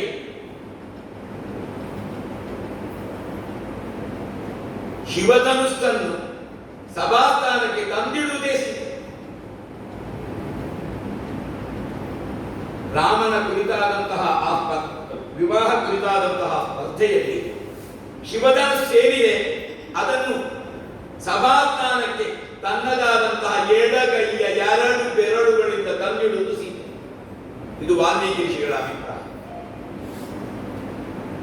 ಹಾಗಿದ್ರೆ ಸೀತೆಗೆ ಎಷ್ಟು ಬಲ ಇರುವುದು ನೀವು ಆಲೋಚನೆ ಮಾಡಿ. ನಾನು ಇಷ್ಟು ಬಲ ಇರುವಂತಹ ನನ್ನನ್ನು ಇಷ್ಟು ಸಣ್ಣ ದೇಹದ ನನ್ನನ್ನು ತೆಗೆದುಕೊಂಡು ಹೋಗುತ್ತಾನೆ ಅಂತ ಆದರೆ ಇಂಥ ತಮಾಷೆ ಮಾಡಿದಾಗ ಆಗಲು ಇಡೀ ಭೂ ವ್ಯೋಮ ಪಾತಾಳವನ್ನು ವ್ಯಾಪಿಸುವಷ್ಟು ದೇಹವನ್ನು ಸೀತಾದೇವಿಯ ಮುಂದೆ ಪ್ರದರ್ಶಿಸ್ತಾನೆ. ಹೀಗೆ ಹನುಮಂತ ತನ್ನ ದೇಹದಾಖ್ಯವನ್ನು, ದೇಹದ ಪೂರ್ಣತೆಯನ್ನು ಪ್ರದರ್ಶಿಸುವ 2 ಭಾಗಗಳಲ್ಲಿ. ಹೀಗೆ ಮಹೇಂದ್ರ ಪರ್ವತದ ಕೋಡುಗಲ್ಲಿನ ಮೇಲೆ ನಿಂತು ದುಷ್ಕರಂ ನಿಷ್ಕೃತಿತ್ವಂತಂ ಜಿಗೀಷಂ ಕರ್ಮವಾದ, ಅತ್ಯಂತ ದುಷ್ಕರವಾದಂತಹ ಕರ್ಮಕ್ಕೆ ಮನ ಮಾಡಿದವ ಅಂತ ವಾಲ್ಮೀಕಿ ಋಷಿಗಳು ಹೇಳ್ತಾರೆ. ಸುಂದರಕಾಂಡ ಪ್ರಾರಂಭವಾಗ್ತದೆ. ತದೋ ರಾವಣ ನೀತಾಯ ಸೀತಾಯ ಶತ್ರುಕರ್ಷಣ ಈಯೇಷ ಪದಮನ್ವೇಷು ಚಾರಣಾಮ ಚರಿತೆ ಪಥಿ. ದೇವತೆಗಳು ಹೋಗುವಂತಹ ಮಾರ್ಗವನ್ನು ಅವಲಂಬಿಸಿ ಅತ್ಯಂತ ಕಷ್ಟಕರವಾದಂತಹ ಕಾರ್ಯಕ್ಕೆ ಹನುಮಂತ ಮನ ಮಾಡಿದ. ಮನ ಮಾಡಿದ್ದಷ್ಟೇ ಅಲ್ಲ, ಸಸೂರ್ಯಾಯ ಮಹೇಂದ್ರಾಯ, ಸೂರ್ಯನಿಗೆ ಯಾಕೆ ಅವನಿಗೆ ವ್ಯಾಕರಣವನ್ನು ಕಲಿಸಿದ ಮಹೇಂದ್ರಾಯ, ದೇವೇಂದ್ರನಿಗೂ ನಮಸ್ಕರಿಸಿದ. ದೇವೇಂದ್ರನಿಗೆ ನಮಸ್ಕರಿಸುವುದಕ್ಕೆ ಕಾರಣ ಇಲ್ಲ, ಇವನಿಗೆ ಹನುಮಂತರೆಂಬ ಹೆಸರು ಬರುವುದಕ್ಕೆ ಕಾರಣನಾದವ ದೇವೇಂದ್ರ. ಹೀಗೆ ಅವರೆನ್ನೆಲ್ಲ ನಮಸ್ಕರಿಸಿ ನೇರವಾಗಿ ಆಕಾಶಕ್ಕೆ ಹಾರುತ್ತಾನೆ. ಆಕಾಶಕ್ಕೆ ಹಾರುವಾಗ ಅವ ಯೋಚನೆ ಮಾಡ್ತಾನೆ, ತನ್ನಷ್ಟಕ್ಕೆ ಸೀತೆಯನ್ನು ಲಂಕೆಯಲ್ಲಿ ಹುಡುಕುತ್ತೇನೆ, ಲಂಕೆಯಲ್ಲಿ ಸಿಗದಿದ್ದರೆ ಪಾತಾಳಕ್ಕೆ ಹೋಗುತ್ತೇನೆ, ಪಾತಾಳದಲ್ಲಿ ಸಿಗದಿದ್ದರೆ ನೇರವಾಗಿ ಸ್ವರ್ಗವನ್ನು ಸೇರ್ತೇನೆ ಅಂತ ಹೇಳಿ ಆಲೋಚನೆ ಮಾಡ್ತಾ ಮಾಡ್ತಾ ಮಾಡ್ತಾ ಹೋಗ್ತಾರೆ. ಸಾಮಾನ್ಯವಾಗಿ ಒಂದು ಕಾರ್ಯದ ಕುರಿತ, ಯಾಕೆ ಮನಶ್ಶಾಸ್ತ್ರಜ್ಞರು ಇವತ್ತಿಗೂ ಸುಂದರಕಾಂಡವನ್ನು ಅತ್ಯಂತ ಮನಸ್ಸಿಗೆ ಸಂಬಂಧಪಟ್ಟಂತಹ ಗೊಂದಲಗಳ ನಿವಾರಣೆಗಾಗಿ ಪಾರಾಯಣ ಮಾಡೋದಕ್ಕೆ ಹೇಳ್ತಾರೆ. ಮಾನಸಿಕವಾದ ಸರ್ವವಿಧವಾದಂತಹ ಏನು ಗೊಂದಲಗಳು ಅನಿಷ್ಟಗಳಿದೆ, ಉನ್ಮಾದಾದಿ ರೋಗಗಳಿಗೂ ಸುಂದರಕಾಂಡವು ಸರಿಯಾದಂತಹ ಒಂದು ಪರಿಹಾರ. ಹನುಮಂತನು ನಮ್ಮನ್ನೇ ನಾವು ತಿಳ್ಕೊಳ್ಳೋಣ, ಒಂದು ಕಾರ್ಯಕ್ಕೆ ಇಳಿದ ತಕ್ಷಣ ಹಾಗೆ ಮಾಡ್ತೇವೆ ಹೀಗೆ ಮಾಡ್ತೇವೆ ಅಂತ ಅತ್ಯುತ್ಸಾಹ ಇರುತ್ತದೆ. ಆ ಕಾರ್ಯದ ಒಳಗೆ ಹೋಗುವಾಗ ಅದರ ಒಳಿತು ಕೆಡುಕುಗಳ ಅರ್ಥವಾಗ್ತದೆ, ಆ ಕಾರ್ಯದ ಆಳ ಎತ್ತರ ಗೊತ್ತಾಗ್ತದೆ, ಮತ್ತೆ ನಾವು ಸತ್ಯವನ್ನು ತಿಳಿದುಕೊಳ್ಳುವ ವಿಷಯದಲ್ಲಿ ಮುಂದಡಿಯುತ್ತೇವೆ. ಹನುಮಂತನು ಹೊಟ್ಟೆ, ನಾನು ಪಾತಾಳವನ್ನು ಸೇರುತ್ತೇನೆ, ಲಂಕೆಯನ್ನು ಹುಡುಕ್ತೇನೆ, ಲಂಕೆಯಲ್ಲಿ ಇಲ್ಲದೆ ಇದ್ದರೆ ಸ್ವರ್ಗ ಪಾತಾಳಗಳನ್ನು ಹುಡುಕ್ತೇನೆ ಅಂತ ಹೇಳುವಾಗ ಅವನಿಗೊಂದು ದಾರಿಯಲ್ಲಿ ಒಂದು ಆತಂಕ ಎದುರಾಗ್ತದೆ. ಯಾವುದೇ ಒಬ್ಬ ಸಾಧಕನಿಗೆ 3 ವಿಧವಾದಂತಹ ಆತಂಕ ಎದುರಾಗ್ತದೆ ಅನ್ನೋದಕ್ಕೆ ಸುಂದರಕಾಂಡದ ಈ 3 ಪ್ರಕರಣಗಳು, ಸಾತ್ವಿಕ, ರಾಜಸ, ತಾಮಸ ಆತಂಕಗಳು. ಹನುಮಂತನಿಗೆ ಸೀತಾನ್ವೇಷಣೆಯಲ್ಲಿ ಸಾತ್ವಿಕವಾದಂತಹ ಆತಂಕ ಮೈನಾಕ ಪರ್ವತ, ರಾಜಸೀ ಸ್ವಭಾವದ ಆತಂಕ ಸುರಸಾದಿ, ತಾಮಸೀ ಸ್ವರೂಪದ ಆತಂಕ ಸಿಂಧಿ. ಆ ಸಮುದ್ರ ಮಧ್ಯದಲ್ಲಿ ಆ ಮೈನಾಕ ಎದ್ದು ಬರ್ತಾನೆ. ನಾನು ಒಂದು ಕಾಲದಲ್ಲಿ ಪರ್ವತಾಹ ಪಕ್ಷಿಣೋ ಭವತಿ, ಪರ್ವತಗಳಿಗೆ ರೆಕ್ಕೆ ಇತ್ತು. ದೇವೇಂದ್ರ ತನ್ನ ವಜ್ರಾಯುಧದಿಂದ ಪರ್ವತಗಳ ರೆಕ್ಕೆಯನ್ನು ಕತ್ತರಿಸುವ ಸಂದರ್ಭದಲ್ಲಿ ವಾಯುದೇವ ಸಮುದ್ರ ರಾಜನನ್ನು ಹೇಳಿ ಮೈನಾಕ ಪರ್ವತ ಸಮುದ್ರದಲ್ಲಿರುವಂತೆ ಮಾಡಿದ. ಮೈನಾಕನಿಗೆ ಸಮುದ್ರ ರಾಜ ಆಶ್ರಯವನ್ನು ಕೊಟ್ಟ. ಆಶ್ರಯವನ್ನು ಕೊಡುವುದಕ್ಕೆ ಕಾರಣನಾದವ ವಾಯುದೇವನ ಮಗನೇನು, ಬಾ ನನ್ನಲ್ಲಿ ಕೂತು ವಿಶ್ರಮಿಸಿ. ಅತಿಥಿಕ್ಯರ ಪೂಜಾರ್ಹ ಪ್ರಾಕೃತೋಪಿ ವಿಜಾನತ, ನೀನು ನನಗೆ ಅತಿಥಿ, ಬಾ ನನ್ನ ಆತಿಥ್ಯವನ್ನು ಸ್ವೀಕರಿಸಿ. ನೀನು ನನ್ನ ಆತಿಥ್ಯವನ್ನು ಸ್ವೀಕರಿಸಿ ವಾಯು ದೇವರು ನನಗೆ ಮಾಡಿದಂತಹ ಏನು ಉಪಕಾರ ಇದೆ ಅದಕ್ಕೆ ನಾನು ಕೃತಜ್ಞತೆಯನ್ನು ಸಮರ್ಪಿಸಿದ ಹಾಗಾಗ್ತದೆ ಅಂತ ಹನುಮಂತನ ದೃಷ್ಟಿಯನ್ನು ತಾನು ಸೆಳೆದಾಗ ಹನುಮಂತ ಒಮ್ಮೆ ಮನ ಮಾಡ್ತಾನೆ, ಆಯಿತು ಸ್ವಲ್ಪ ವಿಶ್ರಮಿಸಿದೆವು, ಮೈ ವಿಶ್ರಮ್ಯ ಗಮ್ಯತ, ನೀನು ಸ್ವಲ್ಪ ಹೊತ್ತು ನನ್ನಲ್ಲಿ ವಿಶ್ರಮಿಸಿ ಮತ್ತೆ ಮುಂದುವರಿ, ತೊಂದರೆ ಏನೂ ಇಲ್ಲ ಹೇಳಿದಾಗ ಹನುಮಂತ ಆಲೋಚನೆ ಮಾಡ್ತಾನೆ. ನೋಡಿ ಎಷ್ಟು ಏಕಾಗ್ರತೆ. ಶ್ರೀರಾಮದೇವರ ಸೇವೆ ನನಗೆ ರುಚಿ, ರಾಮದೇವರ ಸೇವೆ ಹೊರತು ನಾನು ನನ್ನ ಜೀವನದಲ್ಲಿ ಏನನ್ನೂ ಮಾಡುವುದಕ್ಕಾಗುವುದಿಲ್ಲ. ನಾನು ಕುಳಿತುಕೊಳ್ಳುವುದಕ್ಕೋ ವಿಶ್ರಮಿಸುವುದಕ್ಕೋ ಆತಿಥ್ಯ ಸ್ವೀಕರಿಸುವುದಕ್ಕೋ ಹೊರಟವನಲ್ಲ. ಆತಿಥ್ಯ ಸ್ವೀಕರಿಸುವುದು ನನ್ನ ಉದ್ದೇಶವೂ ಅಲ್ಲ. ಹಾಗಾಗಿ ಹೋಗುತ್ತಾ ಹೋಗುತ್ತಾ ಹೋಗುತ್ತಾ ಮೈನಾಕನನ್ನು ತನ್ನ ಬಲಗೈಯಿಂದ ನೇಮರಿಸ್ತಾನೆ. ನಿನ್ನ ಆತಿಥ್ಯ ಸ್ವೀಕರಿಸುವುದಕ್ಕೆ ಇನ್ನೊಮ್ಮೆ ಬರ್ತೇನೆ ಅಂತ ಹೇಳಿ ಮುಂದುವರಿದ. ಒಬ್ಬ ಸಾಧಕನಿಗೆ ಈ ಏಕಾಗ್ರತೆ, ಇದು ಸುಂದರಕಾಂಡ ನಮಗೆ ಉಪದೇಶಿಸಿದೆ. ಮೊದಲನೆಯ ಸರ್ಗದಲ್ಲಿ ಸುಂದರಕಾಂಡದ 212 ಶ್ಲೋಕಗಳಲ್ಲಿ ಇಡೀ ಹನುಮಂತನ ಪ್ರಯಾಣದ ವಿವರ ಇದೆ. ಮಹರ್ಷಿ ಗಣಗಂಧರ್ವೇ ರಾಗಯಕ್ಷ ಸಮಾಧುವೆ ವಿರುಕ್ತೆ ವಿಮಲೆ ವಿಶ್ವೇ ವಿಶ್ವರಾಜ ನಿಷೇಧಿತೆ, ಹೀಗೆ ವಿಧಾನೆ ಜೀವಲೋಕಸ್ಯ ವಾಲ್ಮೀಕಿ ಋಷಿಗಳು ಬಹಳ ಸುಂದರವಾಗಿ ಬಂದಿದ್ದಾರೆ. ಹೀಗೆ ನಂತರ ಮುಂದುವರಿದಾಗ ಸುರಸೆ ಲಭ್ಯವಾಗ್ತಾಳೆ. ಸುರಸೆಯನ್ನು ಕಳಿಸುವುದು ಯಾರು? ದೇವತೆಗಳು. ಧೃತಿರ್ದೃಷ್ಟಿರ್ ಮತಿರ್ದ್ರಾಕ್ಷಂ ಸಕರ್ಮ ಸುರಸೀದತಿ. ಹನುಮಂತನಲ್ಲಿ ಕಾರ್ಯವನ್ನು ಸಾಧಿಸುವಂತಹ ಏಕಾಗ್ರತೆ ಎಷ್ಟಿದೆ ಅದನ್ನು ನೀನು ಪರೀಕ್ಷಿಸಿ ಆ ಪರೀಕ್ಷೆಯಲ್ಲಿ ಅವ ಉತ್ತೀರ್ಣನಾಗ್ತಾನೋ ಇಲ್ಲೋ ನೀನು ಕಾಣಬೇಕು ಅಂತ ಹೇಳಿ ಕಳುಹಿಸಿರ್ತಾನೆ. ನೇರವಾಗಿ ಹನುಮಂತನ ವೇಗವನ್ನು ಸ್ವಲ್ಪ ಆಕರ್ಷಿಸಿ ಮಮಭಕ್ಷ ಪ್ರತಿಷ್ಠತ್ವ, ನನಗೆ ಹಸಿವಾಗ್ತಾ ಇದೆ, ನನ್ನ ಉದರವನ್ನು ನೀನು ಸೇರಬೇಕು ಅಂತ, ನನ್ನ ಹಸಿವನ್ನು ನೀಗಿಸಬೇಕು ಅಂತ ಹೇಳಿದಾಗ ಅವಳು 1 ಯೋಜನ ಅವಳ ಬಾಯಿ ವಿಸ್ತೃತವಾಗಿದೆ. ಹನುಮಂತ 2 ಯೋಜನವಾಗ್ತಾನೆ. ಹನುಮಂತ 2 ಯೋಜನವಾದಾಗ ಇವಳು 3 ಯೋಜನ, ಹೀಗೆ 1000 ಯೋಜನದವರೆಗೆ ಒಬ್ಬರನ್ನೊಬ್ಬರು ಅವಳು ಹನುಮಂತ ಹೋದ ಹಾಗೆಯೇ ಹಿಂದೆ ಬರ್ತಾ ಇರ್ತಾಳೆ ಅಧೋಭಾಗದಲ್ಲಿ. ಕೊನೆಗೆ ತಾನು ಅತ್ಯಂತ ಅಷ್ಟಸಿದ್ಧಿಗಳನ್ನು ಬಂದಂತಹ ಹನುಮಂತನಿಗೆ ಅದೊಂದು ಸಂಗತಿಯಲ್ಲ, ಅಷ್ಟು ಜ್ಞಾನ ಇತ್ತು. ಯಾವ ಕಾಲದಲ್ಲಿ ಎಲ್ಲಿ ಹೇಗೆ ಯಾರಿಗೆ ತಾನು ಯಾವ ರೀತಿಯಲ್ಲಿ ಪ್ರವೃತ್ತಿಯನ್ನು ಕಾಣಿಸಬೇಕು ಅನ್ನುವ ಕಲ್ಪನೆ ಹನುಮಂತನನ್ನು. ಇಲ್ಲದಿದ್ದರೆ ಆ ಬುದ್ಧಿವಂತಿಗೆ ಯಾರಿಗೂ ಬರುವುದಿಲ್ಲ. ಕ್ಷಣ ಮಾತ್ರದಲ್ಲಿ ಶತಯೋಜನ ಮಾಯದ ಅವಳು 100 ಯೋಜನ ತನ್ನ ಬಾಯಿಯನ್ನು ಬೆಳೆಸಿದಾಗ, 100 ಯೋಜನ ಬಾಯಿಯನ್ನು ಬೆಳೆಸಿದಾಗ ತಾನು ಅತ್ಯಂತ ಅಂಗುಷ್ಠ ಮಾತ್ರವಾದ ಹೆಬ್ಬರಳಿನಂತೆ ಗಾತ್ರದ ದೇಹವನ್ನು ಧರಿಸಿ ನೇರವಾಗಿ ಅವಳ ದೇಹದವರು ಹೋಗಿ ಹಿಂದೆ ಬರ್ತಾನೆ. ದಾಕ್ಷಾಯಣಿ ನಮೋಸ್ತುತೆ ಗಮಿಷ್ಯೆ ಯತ್ರ ವೈದೇಹಿ ದಾಕ್ಷಾಯಣಿ ನಮೋಸ್ತುತೆ. ನೋಡು, ನೀನು ಹೇಳಿದ್ದೀರಿ ನಿನ್ನ ಬಾಯೊಳಗೆ ಹೋಗಬೇಕು ಅಂತಲ್ವಾ, ಬಾಯೊಳಗೆ ಹೋಗಿ ಬಂದಿದೆ. ಗಮಿಷ್ಯೆ ಯತ್ರ ವೈದೇಹಿ, ಸೀತೆ ಎಲ್ಲಿದ್ದಾಳೋ ಅಲ್ಲಿಗೆ ಹೋಗಿ ಬರ್ತೇನೆ, ದಾಕ್ಷಾಯಣಿ ನಮೋಸ್ತುತೆ ಅಂತ ಹೇಳಿ ಆಗ ಆ ಸುರಸೆಯೂ ಕೂಡ ದೃಷ್ಟಿ ಪತಿರ್ದಾಕ್ಷಂ ನಕರ್ಮ ಸುರಸೀತ. ಧೃತಿ ಅಂದರೆ ದೃಢತೆ, ದೃಷ್ಟಿ ಏಕಾಗ್ರತೆ, ಮತಿ ಬುದ್ಧಿ, ದಾಕ್ಷಂ ದಕ್ಷತೆ.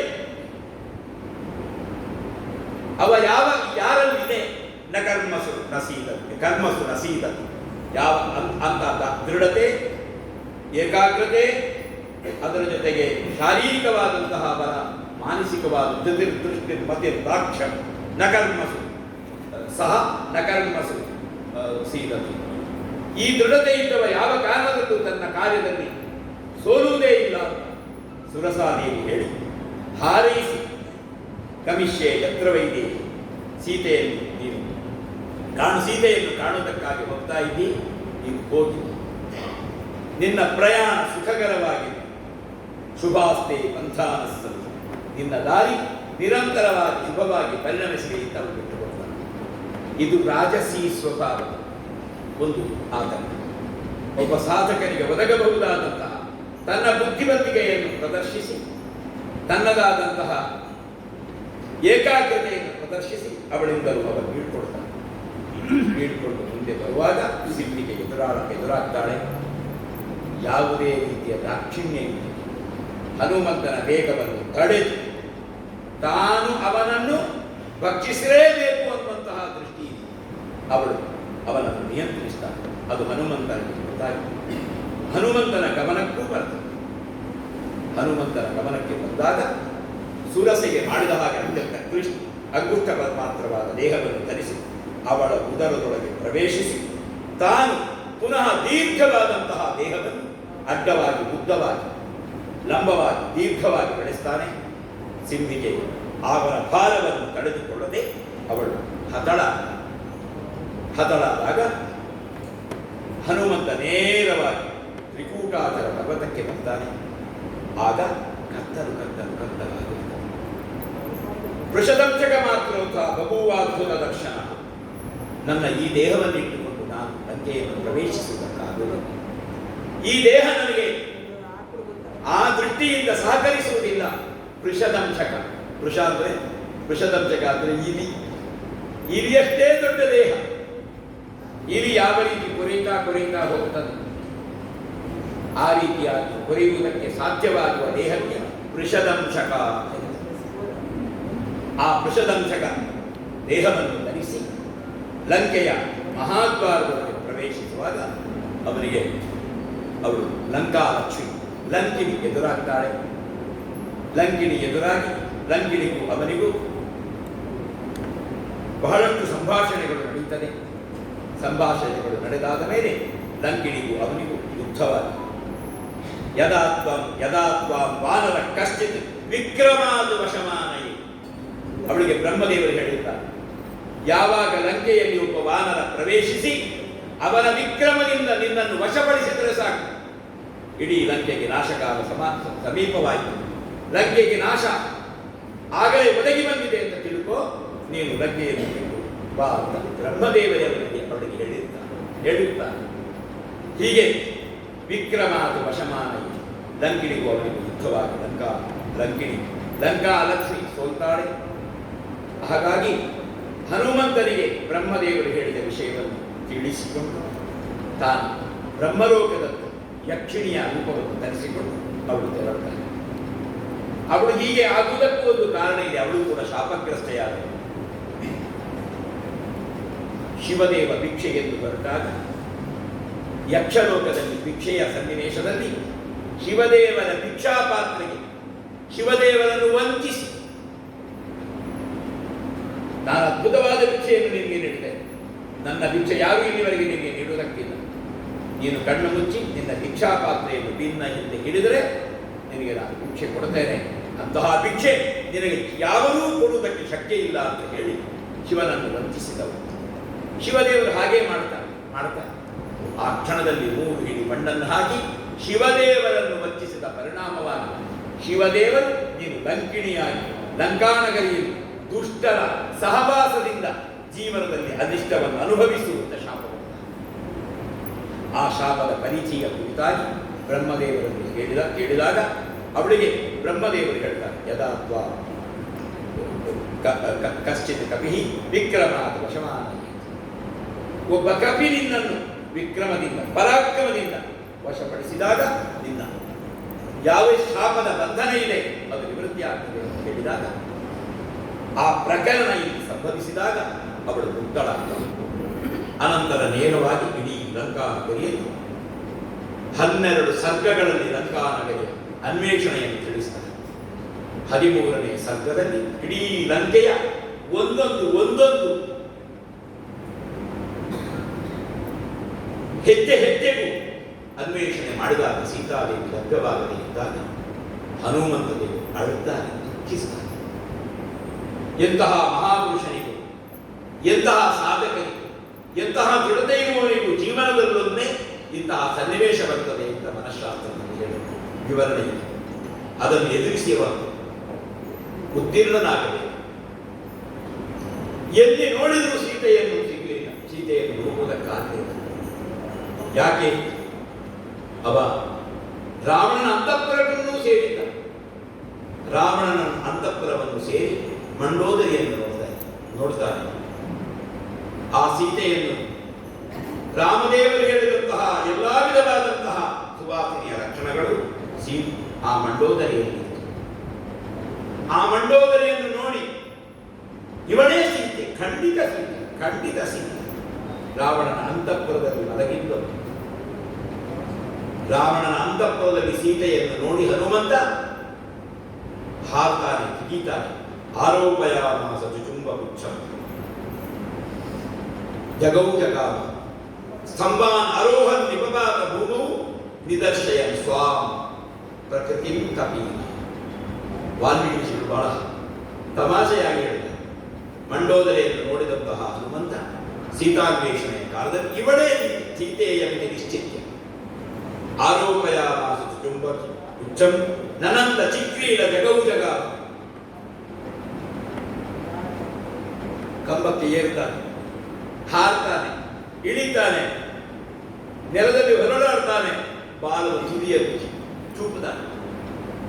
ಇವಳೇ ಸೀತೆ, ಇನ್ನು ಸಂಶಯ ಏನೂ ಇಲ್ಲ. ಸೀತೆಯನ್ನು ಹುಡುಕಿಯಾಗಿ ನಾನು. ವಾಲ್ಮೀಕಿ ಋಷಿಗಳು ಬಹಳ ತಮಾಷೆಯಾಗಿ ನಿದರ್ಶಯ ತ್ವಾಂ ಪ್ರಕೃತಿ ಕಪೀನ. ಎಷ್ಟೇ ದೊಡ್ಡವನಾದರೂ ಇವ ಕಪಿ ಅಂತ ಒಂದು ನಿಶ್ಚಯ ಇದೆ. ದೊಡ್ಡ ಸಾಧಕ ಹೌದು, ದೊಡ್ಡ ಯೋಗ್ಯತಾವಂತ ಹೌದು, ಆದರೆ ಮೂಲ ಒಳಗಿರುವ ಸ್ವಭಾವ ಒಂದು ಪ್ರತ್ಯೇಕ ಇರ್ತದೆ. ಅದನ್ನು ನಿದರ್ಶಯ ಸ್ವಾಂ ಪ್ರಕೃತಿ ಆರೋಪಯಾಮಾಸ ಚುಚುಂಬ ಪುಚ್ಛಂ. ಚುಚುಂಬ ಪುಚ್ಛಂ ಅಂದ್ರೆ ಬಾಲದ ತುದಿಯನ್ನು ಚೀಪಿದ. ಹೀಗೆ ಜಗೌ ಜಗಾಮ ಸ್ತಂಭ ಆರೋಹನ್ ನಿಪಪಾತ ಭೂಮು. ಸ್ತಂಭವನ್ನು ಏರಿದ, ಭೂಮಿಯಲ್ಲಿ ಬಿದ್ದ, ಹೊರಡಾಡಿದ ಎಲ್ಲ ಕ್ಷಣ ಮಾತ್ರದಲ್ಲಿ ನಭೋಕ್ತು ನಾಪ್ಯಲಂಕರ್ತು ನಭಾನಮುಪಸೇವಿತು ಅವನ ಬುದ್ಧಿ ಜಾಗೃತ. ಸೀತೆ ಖಂಡಿತ ಇವರಾಗಿರಲಿಕ್ಕೆ ರಾಮನ ವಿರಹದಿಂದ ದುಃಖಿತಳಾದಂತಹ ಸೀತೆ ನಭೋಕ್ತು ಊಟ ಮಾಡೋದಕ್ಕೆ ಶಕ್ತಿ. ಇವಳು ಸರಿ ಊಟ ಮಾಡಿದ ಲಕ್ಷಣಗಳೆಲ್ಲ ಇದೆ. ನಾಪ್ಯಲಂಕರ್ತು ಆಭರಣಾದಿಗಳನ್ನು ಧರಿಸಿದ್ದಾಳೆ ಇವಳು. ಸೀತೆ ಆಭರಣಗಳನ್ನು ಧರಿಸುವುದಕ್ಕೆ ಶಕ್ತಿ ಇಲ್ಲ. ಆಭರಣವನ್ನೇ ಧರಿಸುವಳಾದರೆ ಎಷ್ಟೊಂದು ತರ್ಕ ಮಾಡ್ತಾನೆ. ನಮ್ಮ ಋಷ್ಯಮುಖದಲ್ಲಿ ಆಭರಣಗಳನ್ನು ಎಸೆಯಬೇಕಿದ್ದೆ, ಖಂಡಿತ ಎಸೆಯುವುದಕ್ಕೆ ಶಕ್ತಿ ಇಲ್ಲ. ನಪಾನ ಉಪಸೇವಿತು ಹುಡುಗಿ ಖಂಡಿತ ಯಾವುದೇ ಪಾನಾದಿಗಳನ್ನು ಸ್ವೀಕರಿಸುವುದಕ್ಕೆ ಶಕ್ತಿ ಇಲ್ಲ. ಇವಳು ಪಾನ ಸೇವಿಸಿ ಮಲಗಿದವಳು. ಪಾನವನ್ನು ಸೇವಿಸಿ ಮಲಗಿದ್ದರಿಂದ ಅಮಲು ಪದಾರ್ಥದ ಪರಿಣಾಮವಾಗಿ ಇವಳ ದೇಹದಲ್ಲಿ ಬಾಯಿಯಲ್ಲಿ ಜೊಲ್ಲು ಸುರಿತಾ ಇದೆ ಅಂತ ಹೇಳ್ತಾರೆ ವಾಲ್ಮೀಕಿ ವಿಷಯ. ಎಷ್ಟು ಅನುಭವವಾಗಿ ಅವರು ಹೇಳ್ತಾರೆ. ಯಾಕೆ ಈ ಪಾನ ಸೇವಿಸಿದ್ದರ ಪರಿಣಾಮ ಅದು ಹೇಳಿ, ಇದು ಸೀತೆ ಅಲ್ಲ ಅಂತ ಹೇಳ್ಬಿಡ್ತಾರೆ. ಇಂಚು ಇಂಚನ್ನು ಹುಡುಕಿದರೂ ಸೀತೆ ಸಿಗದೇ ಇದ್ದಾಗ ಒಂದು ಕಡೆ ಕೂತು ನಿರ್ವಿಣ್ಣವಾಗಿ ದುಃಖದಿಂದ ಗೋಳೋಂತ ಅಳ್ತಾರೆ. ಅಳುವುದು ಮಾತ್ರ ಅಲ್ಲ, ಸೀತೆ ಸಿಗಲಿಲ್ಲ ಅಂತಾದರೆ ಆತ್ಮಹತ್ಯೆ ಮಾಡಿಕೊಳ್ತಾರೆ. ರಾಮ ಆತ್ಮಹತ್ಯೆ ಮಾಡಿಕೊಳ್ತಾರೆ. ರಾಮ ಮರಣ ಹೊಂದಿದರೆ ಸೀತೆ ಲಕ್ಷ್ಮಣ ಕೌಸಲ್ಯರು ಆತ್ಮಹತ್ಯೆಗೆ ಒಳಗಾಗ್ತಾರೆ. ಸುಗ್ರೀವಾದ ಕಪಿ ಸಮೂಹ ಖಂಡಿತ ಆತ್ಮಹತ್ಯೆ ಮಾಡಿಕೊಳ್ತಾರೆ. ಅಷ್ಟು ಭರವಸೆಗೆ ಸೀತೆ ಲಭ್ಯವಾಗ್ತಾರೆ. ಇನ್ನು ನಾನಂತೂ ಹೇಗೆ ಬದುಕಿರಲಿ, ನಮ್ಮ ಇಡೀ ಕಪಿ ಸಮೂಹ ನಾಶವನ್ನು ಹೊಂದುತ್ತದೆ ಅಂತ ಅಳ್ತಾನೆ. ಓದ ಅಷ್ಟು ಕೊನೆಗೆ ಮನಸ್ಸಿನಲ್ಲಿ ವಿಶ್ವಾಸ ಬರುತ್ತದೆ. ನಾನು ನಂಬಿದ ದೇವರು ಒಬ್ಬ ಮನುಷ್ಯರಿಗೆ ಕಟ್ಟ ಕಡೆಯಲ್ಲಿ ಮನಸ್ಸಿನಲ್ಲಿ ಮೂಡುವ ಭಾವ. ಅತ್ಯಂತ ಕ್ಲಿಷ್ಟದ ಪರಿಸ್ಥಿತಿಯನ್ನು ನಾನು ನಂಬಿದ ದೇವರು ನನ್ನನ್ನು ಕೈ ಬಿಡುವುದಿಲ್ಲ ಅಂತ ನಾವು ಕೂಡ ಇವತ್ತಿಗೆ ಹೇಳ್ಕೊಳ್ತೇವೆ. ನಾವು ನಂಬಿದ ದೇವರು, ನಾವು ನಂಬಿದ ಸತ್ಯ, ನಮ್ಮ ಗುರು ಹಿರಿಯರು ನಮ್ಮನ್ನು ಕೈ ಬಿಡುವುದಿಲ್ಲ. ನಾನು ಎಷ್ಟು ಸೋತರು ಬೇರೆ ಬರಬಲ್ಲೆ, ಎಷ್ಟು ಸೋತರು ನಾನು ಇನ್ನೂ ಸಾಧಿಸುವಂತಹ ಛಲವನ್ನಿಂದ ಸಾಧಿಸಬಲ್ಲೆ ಅಂತ ನಾವು ಕೂಡ ಹೊರಡುತ್ತೇವೆ. ಅದೇ ಸ್ಥಿತಿ ಹನುಮಂತನ ಹತ್ರ. ಅಲ್ಲೇ ನಾನು ನಂಬಿದ ದೇವರು ಅಂತ ಮನಸ್ಸಿನಲ್ಲಿ ನಮೋಸ್ತು ರಾಮಾಯ ಸರಕ್ಷಣಾಯ ದೇವ್ಯೈಕ ತಸ್ಯೈ ಜನಕಾತ್ಮಜಾಯಿ ನಮೋಸ್ತು ರುದ್ರೇಂದ್ರ ಯಮಾನಿನೇಭ್ಯೋ ನಮೋಸ್ತು ಚಂದ್ರಾರ್ಕ ಮರುತ್ಕಳೇಭ್ಯ ಸತೇಭ್ಯಸ್ತು ನಮಸ್ಕೃತ್ಯ ಅವರಿಗೆಲ್ಲ ನಮಸ್ಕಾರ. ನಮೋಸ್ತು ರಾಮಾಯ ನನ್ನ ದೇವರೇ ನನ್ನ ಯಶಸ್ವಿಗೊಳಿಸಿ. ಸಲಕ್ಷಣಾಯ ಲಕ್ಷ್ಮಣನಿಂದ ಸಹಿತನಾದ ದೇವ್ಯೈಕ ತಸ್ಯೈ ಜನಕಾತ್ಮಜಾಯಿ ಜನಕಾತ್ಮಜೆಯಿಂದ ಸಹಿತನಾದ ಲಕ್ಷ್ಮಣನಿಂದ ಕೂಡಿದ ರಾಮದೇವರೇ ನನ್ನನ್ನು ರಕ್ಷಿಸಿ. ನಮೋಸ್ತು ರುದ್ರೇಂದ್ರ ಯಮಾನಿವೇದ್ರು ಶಿವನಿಗೆ ಯಮನಿಗೆ. ಯಾಕೆ? ಯಮ ಧರ್ಮಾಧಿಪತಿ. ಇವತ್ತಿಗೂ ಮನುಷ್ಯ ಮಾಡುವ ಎಲ್ಲ ಕಾರ್ಯಗಳನ್ನು ಕ್ಷಣ ಕ್ಷಣಕ್ಕೂ ಗಮನಿಸುವ ದೇವತೆಗಳಲ್ಲಿ ಧರ್ಮ ಅಂದರೆ ಯಮರಾಜ ಪ್ರಧಾನನಾದಂತಹ ಒಂದು ವ್ಯಕ್ತಿ. ನಮೋಸ್ತು ರುದ್ರೇಂದ್ರ ಯಮಾನಿವೇದ್ರು ನಮೋಸ್ತು ಚಂದ್ರಾರ್ಕ ಮರುತ್ಕಣೇಭ್ಯ. ಮರುತ್ತುಗಳಿಗೆ, ಅಷ್ಟವಸುಗಳಿಗೆ, ಸೂರ್ಯರಿಗೆ, ಚಂದ್ರರಿಗೆ ನಮಸ್ಕರಿಸ್ತಾನೆ.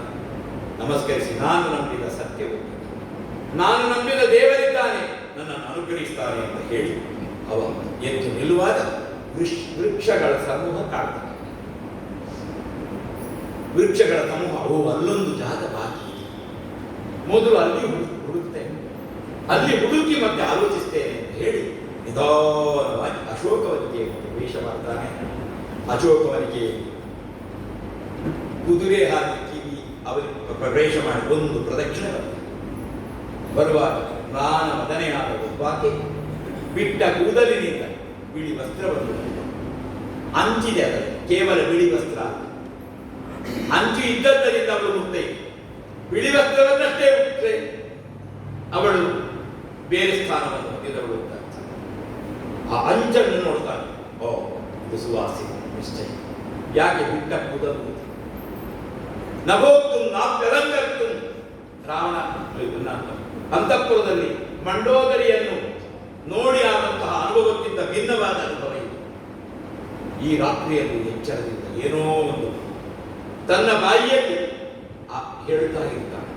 ಅವಳ ಹತ್ರ ಬೇರೆ ಬೇರೆ ವಿಕಾರದ ರಾಕ್ಷಸಿಯರನ್ನು ವಾಲ್ಮೀಕಿ ಋಷಿಗಳು ವರ್ಣಿಸ್ತಾರೆ. ಅದೊಂದು ಒಳ್ಳೆ ಹಾಸ್ಯ ವಿಷಯ. ಕುದುರೆಯ ಕಿವಿ ಇರುವವಳು, ಆನೆಯ ಬಾಯಿ ಇರುವವಳು, ಕತ್ತೆಯ ಮುಖವುಳ್ಳವಳು, ಹೀಗೆ ಬೇರೆ ಬೇರೆ. ಅದು ಅತ್ಯಂತ ಹಾಸ್ಯಮಯವಾದಂತಹ ಒಂದು ವಿಷಯ.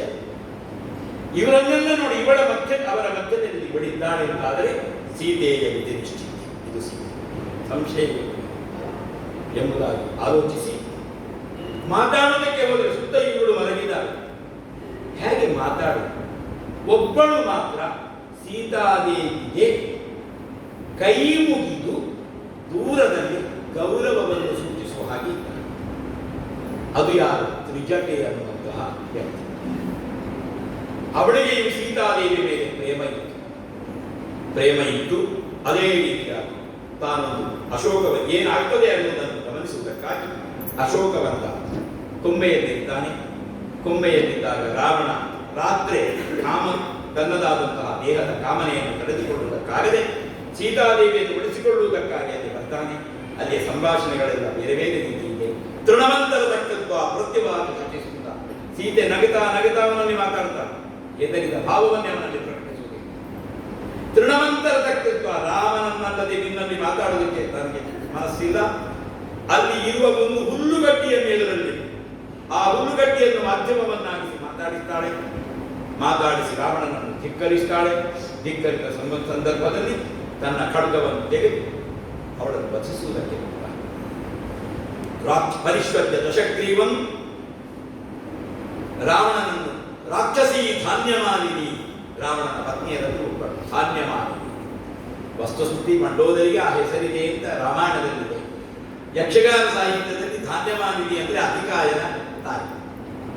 ಆದರೆ ವರ ಮಂಡೋದರೀನ ತಯಾ ಪ್ರತಿಷೇಚಿತ ಅಂತ ಹೇಳಿ ಹನುಮಂತ ಸೀತಾನ್ವೇಷಣೆ ಮಾಡಿ ಲಂಕಾದಹನ ಮಾಡಿ ಹಿಂದೆ ಹೋದಾದ ಮೇಲೆ ಅಲ್ಲಿ ಈ ಪ್ರಕರಣವನ್ನು ಕವಿಗಳಿಗೆ ವಿವರಿಸಿದ ಮಂಡೋದರಿ ತಡೆದು ಅಂತ ಹೇಳಿದ್ದರಿಂದ ಧಾನ್ಯಮಾಲಿನಿ ಮತ್ತೆ ಮಂಡೋದರಿ ಒಬ್ಬಳೇ. ಇದು ವಾಲ್ಮೀಕಿ ಋಷಿಗಳ ದೃಷ್ಟಿಕೋನ. ಯಕ್ಷಗಾನದ ದೃಷ್ಟಿಕೋನ. ಯಕ್ಷಗಾನದ ದೃಷ್ಟಿಕೋನದಲ್ಲಿ ಧಾನ್ಯಮಾಲಿನಿ ಬೇರೆ, ಮಂಡೋದರಿ ಬೇರೆ. ಪರಿಶ್ವತ್ಯ ದಶಗ್ರೀವಂ, ಅವನನ್ನು ತಡೀತಾಳೆ. ಇವಳ ನಿನಗೆ ಬೇಕಾದಷ್ಟು ಸಾಮರ್ಥ್ಯ ಇದೆ, ಇವಳಿಗೆ ಯಾಕೆ ನೀವು ತೊಂದರೆ ಕೊಡಬೇಕು ಅಂತ ಹೇಳಿ ಒಳ್ಳೆಯ ಮಾತಿನಿಂದ ರಾವಣನನ್ನು ಸಮಾಧಾನಪಡಿಸ್ತಾಳೆ. ಆ ಸಂದರ್ಭದಲ್ಲಿ ವಾಲ್ಮೀಕಿ ಋಷಿಗಳೊಂದು ಒಳ್ಳೆಯ ಮಾತು ಹೇಳ್ತಾರೆ. ಮಂಡೋದರಿಯಂತಹ ಒಂದು ಪತ್ನಿಯನ್ನು ಪಡೆದದ್ದು ರಾವಣನ ಸೌಭಾಗ್ಯ, ರಾವಣನ ಅದೃಷ್ಟ. ರಾವಣನಂತಹ ಗಂಡನನ್ನು ಪಡೆದದ್ದು ಮಂಡೋದರಿಯ ದೌರ್ಭಾಗ್ಯ, ಮಂಡೋದರಿಯ ದುರದೃಷ್ಟ. ಯಾಕೆ ಅಷ್ಟು ಒಳ್ಳೆಯ ಮನಸ್ಸಿದ್ರು ಮಂಡೋದರಿಯ ಕುರಿತಾಗಿ ಮಂಡೋದರಿಯಂತಹ ಪತ್ನಿಯರಿದ್ದು ಸೀತೆಯನ್ನು ಅಪೇಕ್ಷಿಸಿದ್ದು ರಾವಣನದ್ದಾದಂತಹ ಒಂದು ಕಾಮುಕತೆಗೆ ನಿದರ್ಶನ ಅಂತ ಅವರು ಹೇಳಿಬಿಡ್ತಾರೆ. ಹೀಗೆ ಆಮೇಲೆ ಹೋದಾಗ ಅಲ್ಲಿ ರಾಕ್ಷಸಿಯರ ಸಮೂಹದಲ್ಲಿರತಕ್ಕಂತಹ ಒಬ್ಬಾಕೆಗೆ ಅವಳು ತ್ರಿಜಟೆ, ಅವಳು ಸ್ವಪ್ನವನ್ನು ವಿವರಿಸಿದ್ದಾಳೆ. ಅವಳಿಗೊಂದು ಸ್ವಪ್ನ ಬಿದ್ದಿರ್ತದೆ. ಸ್ವಪ್ನದಲ್ಲಿ ಇರತಕ್ಕಂತಹ ವಿಷಯಗಳನ್ನೆಲ್ಲ ಅಲ್ಲಿ ಇರತಕ್ಕಂತಹ ರಾಕ್ಷಸಿ ಸಮೂಹಕ್ಕೆ ತ್ರಿಜಟೆ ವಿವರಿಸ್ತಾಳೆ. ನನಗೊಂದು ಸ್ವಪ್ನವಿತ್ತು. ಆ ಸ್ವಪ್ನದಲ್ಲಿ ಒಬ್ಬ ಕಪಿ ಇಲ್ಲಿಗೆ ಆಗಮಿಸ್ತಾನೆ, ಲಂಕೆಯನ್ನು ನಾಶಗೊಳಿಸ್ತಾನೆ. ರಾಮ ಲಕ್ಷ್ಮಣರು ಐರಾವತವನ್ನೇ ಇಲ್ಲಿಗೆ ಬರ್ತಾರೆ. ಅವರ ಯೋಗ್ಯತೆ ಎಷ್ಟಿದೆ ಅಂತ ಕೇಳಿದ್ರೆ ಚಂದ್ರ ಸೂರ್ಯರ ಮಾಲಿನ್ಯವನ್ನು ಕೂಡ ಅವರು ಪರಿಹರಿಸ್ತಾರೆ. ದಗ್ಧ ರಾಮಸ್ಯ ದೂತೇನ, ರಾಮನ ದೂತನೊಬ್ಬರಿಂದ ನಮ್ಮ ಲಂಕೆ ನಾಶವಾಗುವುದಕ್ಕಿದೆ. ರಾಮನಂತಹ ಒಬ್ಬ ಯೋಗ್ಯತಾವಂತ ಬಂದು ಲಂಕೆಯ ಪಾಪವನ್ನು ಕಳೀತಾನೆ ಅಂತ ನಮಗೆ ಸ್ವಪ್ನ ಬಿದ್ದಿದೆ ಅಂತ ಹೇಳಿದಾಗ ಇಡೀ ರಾಕ್ಷಸಿ ಸಮೂಹ ಭಯದಿಂದ ತತ್ತರಿಸಿ ಹೋಗ್ತಾರೆ. ಆಮೇಲೆ ನಿಧಾನವಾಗಿ ಅವರು ನಿದ್ರೆಗೆ ಜಾರುತ್ತಾರೆ. ನಿದ್ರೆಗೆ ಜಾರಿದಾಗ ಸೀತಾದೇವಿಯನ್ನು ಕಂಡು ನಾನು ರಾಮನ ದೂತ ಅಂತ ಹೇಳಿ ಅವ ನಿವೇದಿಸಿಕೊಳ್ತಾನೆ. ಸೀತಾದೇವಿ ರಾವಣನೇ ಈ ಹನುಮಂತನ ರೂಪದಿಂದ ಬಂದಿದ್ದಾನೆ ಅಂತ ತಿಳಿದುಕೊಂಡು ಕತೆ ರಾಮೇಣ ಸಂಸರ್ಗಃ ಕಥಂ ಜಾನಾತಿ ಲಕ್ಷ್ಮಣಂ, ರಾಮನ ಜೊತೆಗೆ ನಿಮಗೆ ಸಂಬಂಧ ಹೇಗಾಗಿದೆ, ಲಕ್ಷ್ಮಣನನ್ನು ಯಾವ ರೀತಿ ಅಂತ ತಿಳಿದಿದ್ದಿ, ವಾನರಾಣ ನರಾಣಾಂಚ ನರಾಣಾಂ ವಾನರಾಣಾಂಚ ನರರೆನಿಸಿದಂತಹ ರಾಮಲಕ್ಷ್ಮಣನಿಗೂ ವಾನರರೆನಿಸಿದಂತಹ ಸುಗ್ರೀವಾದಿ ಕವಿಗಳಿಗೂ ಹೇಗೆ ಸಂಬಂಧವಿರುತ್ತದೆ. ಪತೆ ರಾಮೇಣ ಸಂಸರ್ಗ ಕಥಂ ಜಾನಾತಿ ಲಕ್ಷ್ಮಣನನ್ನು ನೀನು ಯಾವ ರೀತಿಯಿಂದ ತಿಳಿದಿದ್ದ ಅಂತ ಹೇಳಿದಾಗ ಎಲ್ಲ ಕಥೆಯನ್ನು ಪ್ರಾಂತ್ಯದ ಮನಸ್ಸಿನಿಂದ ವಿನಯದಿಂದ ವಿಶ್ವಾಸವನ್ನುವಂತೆ ಹೇಳಿದ. ಆ ಹೇಳುವ ಕಥನ ಕ್ರಮವೇ ಸೀತಾದೇವಿಗೆ ವಿಶ್ವಾಸ ಬರ್ತದೆ. ವಿಶ್ವಾಸ ಬಂದು ಆ ವಿಶ್ವಾಸದ ಪರಿಣಾಮವಾಗಿ ತನ್ನ ದುಃಖವನ್ನು ಹೇಳಿಕೊಳ್ತಾಳೆ. ಹೇಳಿಕೊಂಡಾಗ ನಿನ್ನನ್ನು ಮತ್ತೆ ನಿನ್ನ ಈ ಲಂಕೆಯನ್ನು ನಾನು ನನ್ನ ಲಾಂಗೂಲದಿಂದ ಪಾದದಿಂದ ಬಂಧಿಸಿ ಕೊಂಡೊಯ್ಯಬಲ್ಲೆ, ರಾಮಾಜ್ಞೆ ನನಗೆ ಅಂತ ಹೇಳ್ತಾನೆ. ಆಗ ಸೀತೆ ತಮಾಷೆ ಮಾಡಿ, ಬಹಳ ಸಣ್ಣ ದೇಹ ನಿಂತು ಇಂತಹ ಇಷ್ಟು ಸಣ್ಣ ದೇಹದಿಂದ ನನ್ನನ್ನು ಹೊತ್ತುಕೊಂಡು ಹೋಗಬಲ್ಲೆಯ ಅಂತ ಹೇಳಿದಾಗ ಹನುಮಂತನ ನಿಜ ಸ್ವರೂಪವನ್ನು ಪ್ರದರ್ಶಿಸಿದಾಗ ತದೋ ಆಮೇಲೆ ಸೀತಾದೇವಿಗೆ ಪೂರ್ಣ ವಿಶ್ವಾಸ ಮೂಡಿದಾದ ಮೇಲೆ ಇನ್ನು ನಾನು ಕಿಷ್ಕಿಂಧೆಗೆ ಹಿಂದಿರುಗಬೇಕು ಅಂತ ಹನುಮಂತ ಹೇಳಿ ವಿನಂತಿಸಿಕೊಳ್ತಾನೆ. ತದೋ ವಸ್ತ್ರಗತಂ ದಿವ್ಯಂ ಚೂಡಾಮಣಿ ಶುಭಂ ಪ್ರದೇಯೋ ರಾಘವಾಯೇ ಸೀತಾ ಹನುಮತೇ. ತನ್ನ ವಸ್ತ್ರದಲ್ಲಿ ಗಂಟು ಕಟ್ಟಿಕೊಂಡಂತಹ ಚೂಡಾಮಣಿ ಯಜ್ಞೆ ಪರಮಪಿತ್ತೇನ ದತ್ತ ಚಕ್ರೇಣ ಧೀಮತ ಜನಕರಾಜನಿಗೆ ಯಜ್ಞದಿಂದ ಸಂತೃಪ್ತನಾದಂತಹ ದೇವೇಂದ್ರ ಕೊಟ್ಟಂತಹ ಚೂಡಾಮಣಿ, ಅದನ್ನು ಬೇರೆ ಆಭರಣಗಳ ಜೊತೆಗೆ ಸೇರಿಸುವುದಕ್ಕಾಗದೆ ತನ್ನ ಸೆರಗಿನಲ್ಲಿ ಗಂಟು ಕಟ್ಟಿ ಸೀರೆ ಹಿಡಿದುಕೊಂಡು ಆ ತದೋ ವಸ್ತ್ರಗತಂ ಮುಕ್ತ ಆ ಗಂಟನ್ನು ಬಿಚ್ಚಿ ತದೋ ವಸ್ತ್ರಗತಂ ಮುಕ್ತ ದಿವ್ಯಂ ಚೂಡಾಮಣಿ ಶುಭಂ ದಿವ್ಯವಾದ ಚೂಡಾಮಣಿಯನ್ನು ಪ್ರದೇಯ ರಾಘವಾಯಿ ರಾಮನಿಗೆ ಮಾತ್ರ ಕೊಡತಕ್ಕಂಥ ಹೇಳಿ ಅದನ್ನು ಕೊಡ್ತಾಳೆ. ಇವ ರಾಮನ ಹೆಸರಿನ ಮುದ್ರಿಕೆಯನ್ನು ಸೀತಾದೇವಿಗೆ ಅದಕ್ಕಿಂತ ಮುಂಚೆ ನೀಡಿರ್ತಾನೆ. ಹೀಗೆ ಆ ಚೂಡಾಮಣಿಯನ್ನು ಸ್ವೀಕರಿಸಿ ಆದ ಮೇಲೆ ನಾನಿಲ್ಲಿ ಬಂದಿದ್ದೇನೆ ಅಂತ ಇವರಿಗೆ ಗೊತ್ತಾಗಬೇಕು. ರಾವಣನಿಗೆ ಯಾರೂ ಬುದ್ಧಿವಾದ ಹೇಳುವುದಿಲ್ಲ. ರಾವಣನನ್ನು ನಾನು ಸಂದರ್ಶಿಸಿದೆ, ರಾವಣನಿಗೆ ಸರಿಯಾದಂತಹ ರೀತಿಯಲ್ಲಿ ಹೇಳಬೇಕು. ಅದರಿಂದ ಅದು ಇರುವ ಪರಿವರ್ತನೆಯನ್ನು ಗೊತ್ತಾನೆ. ಆದರೆ ಇಲ್ಲಿ ಏನಾದರೂ ಒಂದು ನಾನು ಬಂದದ್ದಕ್ಕೆ ಗುರುವನ್ನು ಒಂದು ಸಾಕ್ಷಿಯನ್ನು ನಾನು ಸೃಷ್ಟಿ ಮಾಡಬೇಕು ಅಂತ ಹೇಳಿ ಇಡೀ ಅಶೋಕ ಮನೆಗೆಯನ್ನು ಕ್ಷಣ ಮಾತ್ರದಲ್ಲಿ ಧ್ವಂಸ ಮಾಡ್ತಾರೆ. ಬೇರೆ ಬೇರೆ ರಾಕ್ಷಸರಿಗೆ ಬಂದಾಗ ಅವರನ್ನು ಹೊಡೆದು ಬಾಡಿ ಯಾವುದೇ ದಾಕ್ಷಿಣ್ಯ ಇಲ್ಲ. ಆ ಕಾಲದಲ್ಲಿ 54 ಕೋಟಿ ರಾಕ್ಷಸ ವೀರರನ್ನು ಕ್ಷಣ ಮಾತ್ರದಲ್ಲಿ ನಾಶ ಮಾಡಿದ್ದಲ್ಲದೆ ಇಂದ್ರಜಿಗೆ ಬಂದಾಗ ಅವ ರಾಜಾನಂದ್ರಷ್ಟುಕಾಮೇನ ಮಯಾಸ್ತ್ರವನ್ನು ವರ್ತಿತನು, ಅವ ಬ್ರಹ್ಮಾಸ್ತ್ರವನ್ನು ಪ್ರಯೋಗಿಸಿದ, ಬೇರೆ ಯಾವ ರೀತಿಯಲ್ಲಿ ಇವರನ್ನು ವಂಚಿಸುವುದಕ್ಕಾಗುವುದಿಲ್ಲ. ಆಗ ರಾಜಾನಂದ್ರಷ್ಟು ಕಾಮೇ ರಾವಣನನ್ನು ನೋಡಿದೆ. ರಾವಣನಿಗೆ 2 ಮಾತಾಡಬೇಕು. ಹಾಗಾಗಿ ನಾನೇ ಇದಕ್ಕೆ ಬದ್ಧನಾಗ್ತೇನೆ ಅಂತೇಳಿ ಬದ್ಧನಾಗಿ ಅಲ್ಲಿ ರಾವಣನ ಆಸ್ಥಾನದಲ್ಲಿ ಅವನ ವಿಚಾರಣೆ ಆಗ್ತದೆ. ಆ ವಿಚಾರಣೆಯ ಸಂದರ್ಭದಲ್ಲಿ ರಾವಣ ಬಹಳ ಬುದ್ಧಿವಂತಿಕೆ, ವಿಷ್ಣುನ ಪ್ರೇಷಿತೋವಾಗಿ ದೂತೋ ವಿಧೇಯೋಕಾರ್ಜನ ರೂಪ ಮಾತ್ರಂತು ವಾನರಂ, ನೀನು ವಾನರರ ರೂಪ ಮಾತ್ರ, ವಿಷ್ಣುನ ಪ್ರೇಷಿತೋವಾಗಿ ದೂತೋ ವಿಧೇಯಕಾಕ್ಷಣ, ವಿಷ್ಣುವಿನಿಂದಲೇ ಪ್ರೇಷಿತನಾದಂತಹ ರಾವಣನ ಪರಾಭವವನ್ನು ಆಲೋಚಿಸತಕ್ಕಂತಹ ನೀನು ರೂಪ ಮಾತ್ರಂತು ವಾನರಂ, ಕೇವಲ ರೂಪದಿಂದ ಮಾತ್ರವಾದ ನಿನ್ನಲ್ಲಿ ಇಷ್ಟು ಬಲ ಇದೆ, ಇಷ್ಟು ಯೋಗ್ಯತೆ ಇದೆ, ನೀನು ಯಾರು ಅಂತ ಕೇಳ್ತಾನೆ. ಆಗ ಹನುಮಂತನೇ ಆಲೋಚಿಸ್ತಾನೆ. ರಾವಣನ ಕುರಿತ ರಾವಣನ ಅಸ್ಥಾನ, ಅದರ ವೈಭವ, ಸೀತಾಪಹಾರದಂತಹ ದುಷ್ಕೃತ್ಯ ಬಿಟ್ಟು ಬೇರೆ ಎಲ್ಲದರಲ್ಲೂ ದೇವೇಂದ್ರನಿಗಿಂತಲೂ ಇವ ಶ್ರೇಷ್ಠ. ಅಷ್ಟು ಯೋಗ್ಯತೆ ಇವರ ಸ್ವರ್ಣಕ್ಕೆ ಅತ್ಯಂತ ವಿಶಿಷ್ಟವಾದಂತಹ ನಗರಿ, ವಿಶಿಷ್ಟವಾದಂತಹ ವರ್ಚಸ್ಸುಗಳು. ಹೀಗೆ ರಾವಣನ ಕುರಿತಾಗಿ ಗೌರವ ಭಾವನೆಯಿಂದ ರಾವಣನನ್ನು ಹೇಳ್ತಾನೆ. ದಾಸೋಹಂ ಕೋಸಲೇಂದ್ರಸ್ಯ, ನಾನು ಆಗೋವನ್ನು ಹೇಳಿ, ನಾನು ರಾಮನ ದೂತ, ವಾಯುವಿನ ಮಗ, ನನ್ನ ಹೆಸರು ಹನುಮಂತ. ಅಷ್ಟೇ ಅಲ್ಲ, ಇನ್ನೊಂದು ಮಾತು ಹೇಳ್ತಾರೆ ರಾವಣನ ಮುಂದೆ, ನರಾವಣ ಸಹಸ್ರಮ್ಮೆ ಯುದ್ಧೇ ಪರಿಸಬಹುದು, ನಿನ್ನಂತಹ 1000 ರಾವಣರು ನನಗೆ ಯಾವ ಲೆಕ್ಕವೂ ಅಲ್ಲ, ನಿನ್ನನ್ನು ಕ್ಷಣ ಮಾತ್ರದಲ್ಲಿ ಬಡಿದು ನಾಶ ಮಾಡಬಲ್ಲೆ, ರಾಮಾಜ್ಞೆ ನನಗೆ. ನಿನ್ನ ಆಸ್ಥಾನದಲ್ಲಿ ನಾನು ಕೂತಿದ್ದೇನೆ, ಬ್ರಹ್ಮಾಸ್ತ್ರದಿಂದ ಬಂಧಿಸಲ್ಪಟ್ಟಿದ್ದೇನೆ ಅಂತ ಹೇಳುವುದಲ್ವ ನೀನು, ನಿನ್ನ ಯಾವ ಲೆಕ್ಕವೂ ನನಗೆ ನಿನ್ನನ್ನು ನೋಡಬೇಕು ಅಂತ ನಾನು ಬಂದಿದ್ದೆ. ನಿನಗೆ ನಿನ್ನವರು ಯಾರು ಹೇಳುವುದಿಲ್ಲ, ನಿನ್ನವರ ಯಾರ ಮಾತು ನಿನಗೆ ರುಚಿಯಾಗುವುದಿಲ್ಲ. ವಿಭೀಷಣನಂತವರು ಕೂಡ ಒಳ್ಳೆಯ ಮಾತನ್ನು ಹೇಳಿದರು, ನೀನು ಕೇಳೋದಿಲ್ಲ. ನೀನು ಯಾರ ಮಾತನ್ನೂ ಕೇಳದೆ ಇರತಕ್ಕಂತಹ ಅಹಂಕಾರದಿಂದ ತಲೆಗೆ ಅದನಿಗೆ ಕೇಳಿಕೆಯಾದರೂ ಕೇಳು ಹೇಳುತ್ತೆ.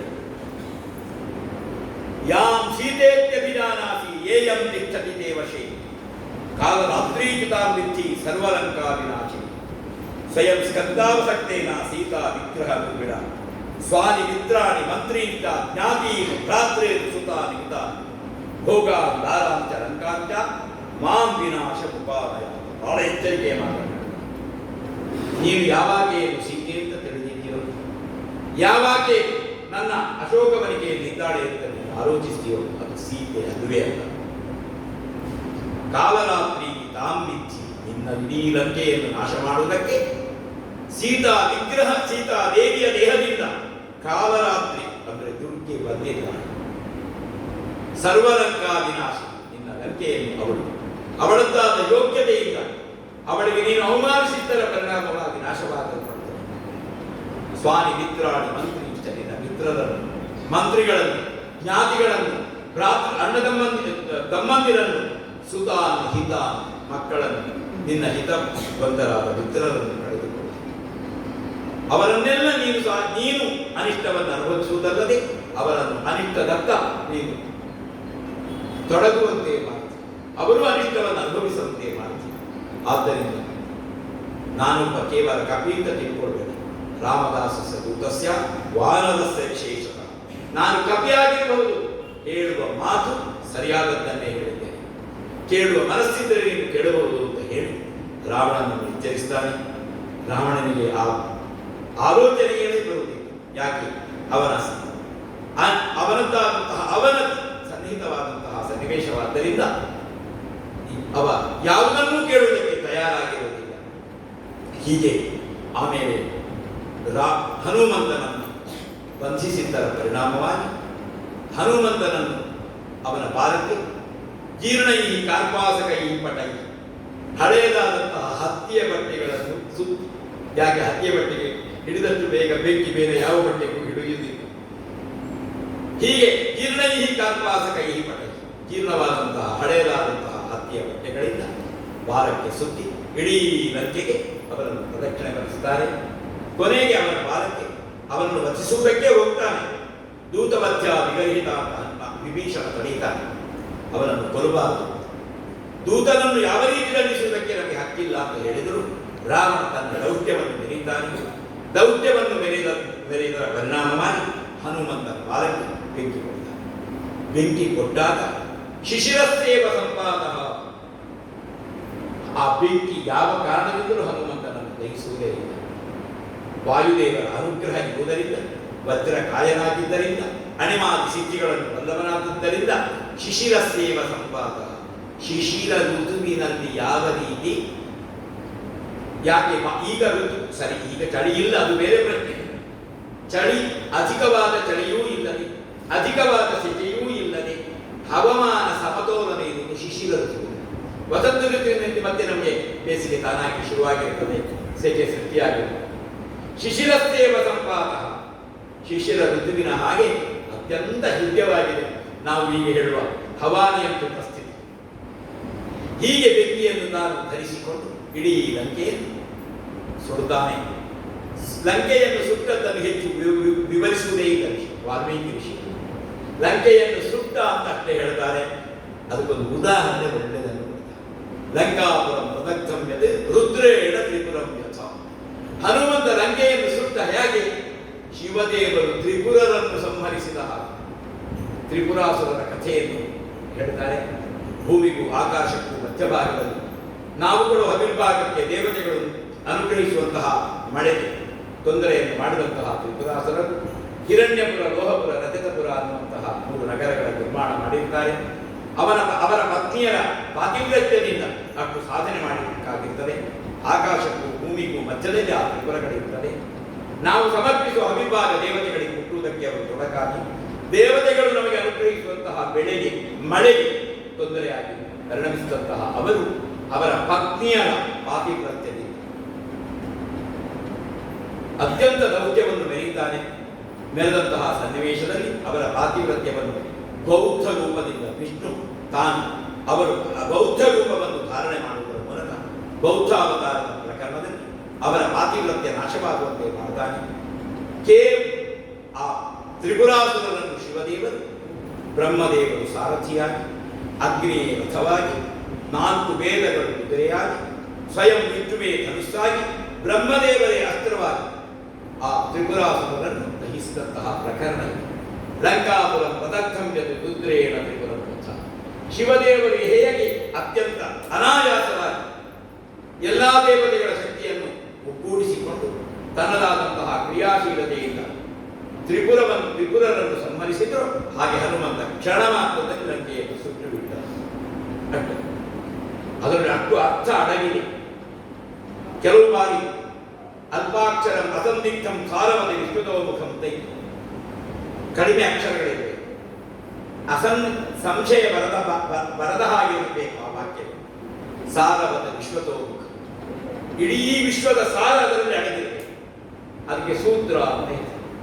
ಹೀಗೆ ವ್ಯಾಕರಣ ಸೂತ್ರದ ಹಾಗೆ ಕೇವಲ 16 ಅಕ್ಷರಗಳಲ್ಲಿ ಲಂಕಾಪುರದ ದಹನವನ್ನು ನಮ್ಮ ಮುಂದಿಡುತ್ತಾರೆ ವಾಲ್ಮೀಕಿ. ಹೀಗೆ ಲಂಕಾಪುರದ ದಹನವಾಯಿತು. ಲಂಕಾಪುರದ ದಹನವಾದ ಮೇಲೆ ಸಮುದ್ರದ ತಟಕ್ಕೆ ಬಂದು ಆ ಅಗ್ನಿಯನ್ನು ತನ್ನ ಬಾರದಿಂದ ಸಮುದ್ರದ ನೀರಿನಲ್ಲಿ ನಂದಿಸುವ ಮೂಲಕ ಆ ಅಗ್ನಿ ನಾಶವಾಗ್ತದೆ. ಆಗ ಪುನಃ ಆಲೋಚನೆ ಬರ್ತದೆ, ನಾನು ಎಷ್ಟಿದ್ದು ಕೃತಪಾಪನ್ನ ಕುರಿಯಾದ ಕೃತೋ ಭನ್ಯ ಗುರುನಪಿ. ಒಬ್ಬ ಕೋಪಿಷ್ಠನಾದವ ಎಷ್ಟು ಪಾಪ ಮಾಡುವಂತ, ಒಬ್ಬ ಕೋಪಿಷ್ಠನಾದವ ತನ್ನ ಕೋಪದ ಬಲದಲ್ಲಿ ಗುರುಗಳನ್ನು ತಾಯಿ ತಂದೆಯರನ್ನು ಕೊಲ್ಲಬಹುದು. ಅಂತಹ ಪಾಪ ನಾನು ಮಾಡಿಬಿಟ್ಟೇನೆ ಅಂತ ಮರಗಿದ. ಇಡೀ ಲಂಕೆಯನ್ನು ಸುತ್ತೆ ನಾನು.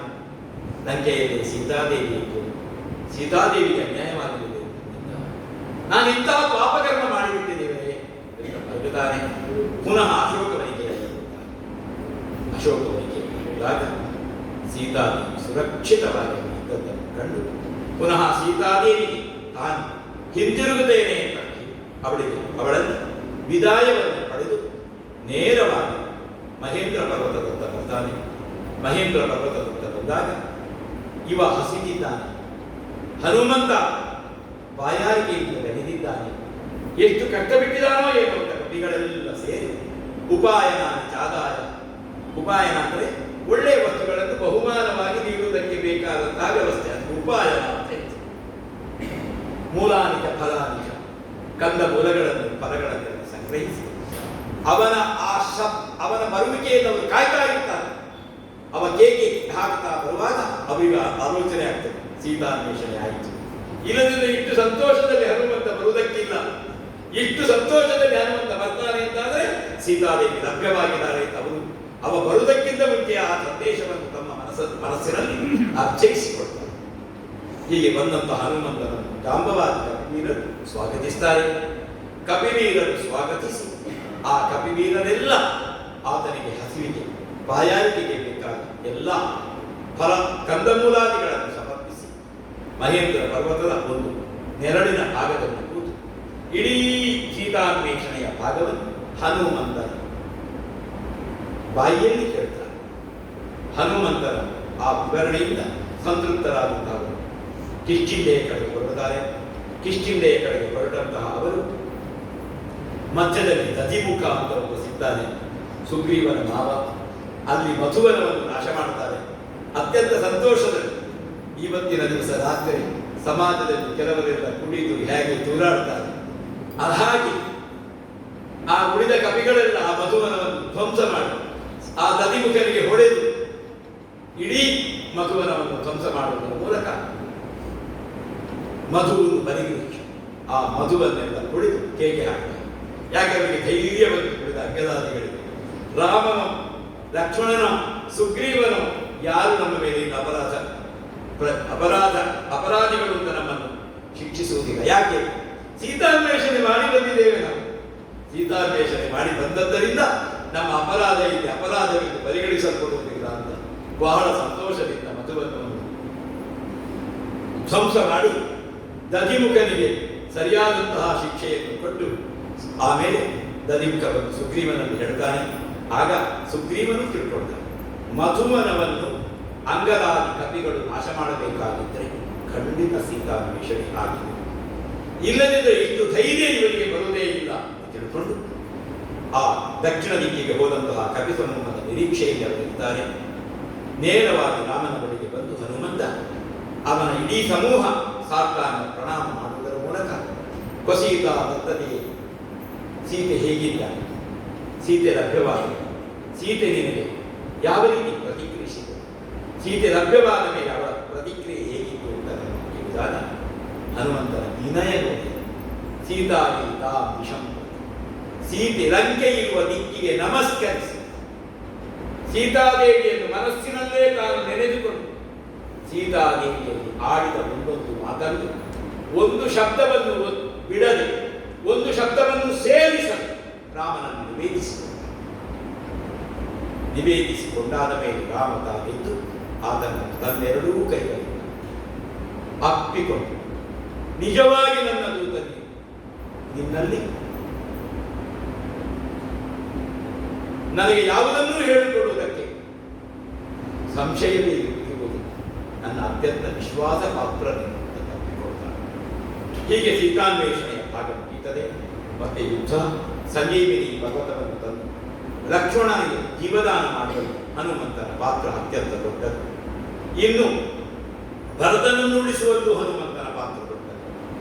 ಹನುಮಂತ ಪುಷ್ಪಕ ವಿಮಾನವನ್ನು ಏರಿ ರಾವಣ ವಧಾನಂತರ ಅಯೋಧ್ಯೆಗೆ ಬರುವ ಸನ್ನಿವೇಶದಲ್ಲಿ 14 ವರ್ಷ ಕಳೆದು ಒಂದು ಗಳಿಗೆಯಾಗುವುದರೊಳಗೆ ನೀನು ಬರದೇ ಇದ್ದರೆ ನಾನು ಅಗ್ನಿ ಪ್ರವೇಶ ಮಾಡದೇನೆ ಎಂದು ಭರತ ಪ್ರತಿಜ್ಞೆ ಕೈಗೊಂಡು ಪುಷ್ಪಕ ವಿಮಾನದಲ್ಲಿ ಹೋದರೂ ಕೂಡ ಅಯೋಧ್ಯೆಯನ್ನು ಹೇಳಿದ ಹೊತ್ತಿಗೆ ತಲುಪಲಿಕ್ಕಾಗುವುದಿಲ್ಲ. ರಾಮ ಬರ್ತಾ ಇದ್ದಾನೆ, ರಾಮನ ಆಗಮನವಾಗ್ತಾ ಇದೆ, ನೀನು ಸೈರಣೆಯನ್ನು ಹೊಂದಿಕೊಳ್ಳಬೇಕು, ಹೊಂದಬೇಕು ಅನ್ನುವ ಸಂದೇಶವನ್ನು ಭರತನಿಗೆ ತಿಳಿಸುವುದಕ್ಕಾಗಿ ಪುಷ್ಪಕ ವಿಮಾನಕ್ಕಿಂತಲೂ ವೇಗವಾಗಿ ಸಂಚರಿಸಬಲ್ಲ ಹನುಮಂತನಲ್ಲಿ ಸಂದೇಶವನ್ನು ಕಳಿಸುವುದರ ಮೂಲಕ ಅಗ್ನಿ ಪ್ರವೇಶಕ್ಕೆ ಉದ್ಯುಕ್ತನಾದಂತಹ ಭರತನನ್ನು ಉಳಿಯುವಂತೆ ಹನುಮಂತ ಪ್ರೇರೇಪಿಸ್ತಾನೆ. ಇಂತಹ ಬಹಳಷ್ಟು ಕಾರ್ಯಗಳು ಆ ಕಾಲದಲ್ಲಿ ಹನುಮಂತನಿಂದ ರಾಮಸೇವಾತ್ಸವ ನಡೆಸಲ್ಪಟ್ಟಿದೆ. ಯಾವುದೇ ಪ್ರತಿಫಲಾಪೇಕ್ಷೆ ಇಲ್ಲದೆ ರಾಮಸೇವೆಗಾಗಿ ತನ್ನನ್ನು ಸಮರ್ಪಿಸಿಕೊಂಡ ಒಂದು ದಿವ್ಯ ಚೇತನ ಹನುಮಂತ. ಪಟ್ಟಾಭಿಷೇಕ ಸಂದರ್ಭದಲ್ಲಿ ಒಂದು ಪ್ರಕರಣ ನಡೆಯಿತು. ಆ ಪ್ರಕರಣ ಅತ್ಯಂತ ಹೃದಯವಾದದ್ದು. ದೇವೇಂದ್ರ ಪಟ್ಟಾಭಿಷೇಕ ಸಂದರ್ಭದಲ್ಲಿ ಕಾಣಿಕೆಯಾಗಿ ರಾಮದೇವರಿಗೆ ಕೊಡುವಂತೆ ಒಂದು ಮುತ್ತಿನ ಮಾಲೆಯನ್ನು ವಾಯುದೇವರನ್ನು ಕಳುಹಿಸಿರುತ್ತಾನೆ.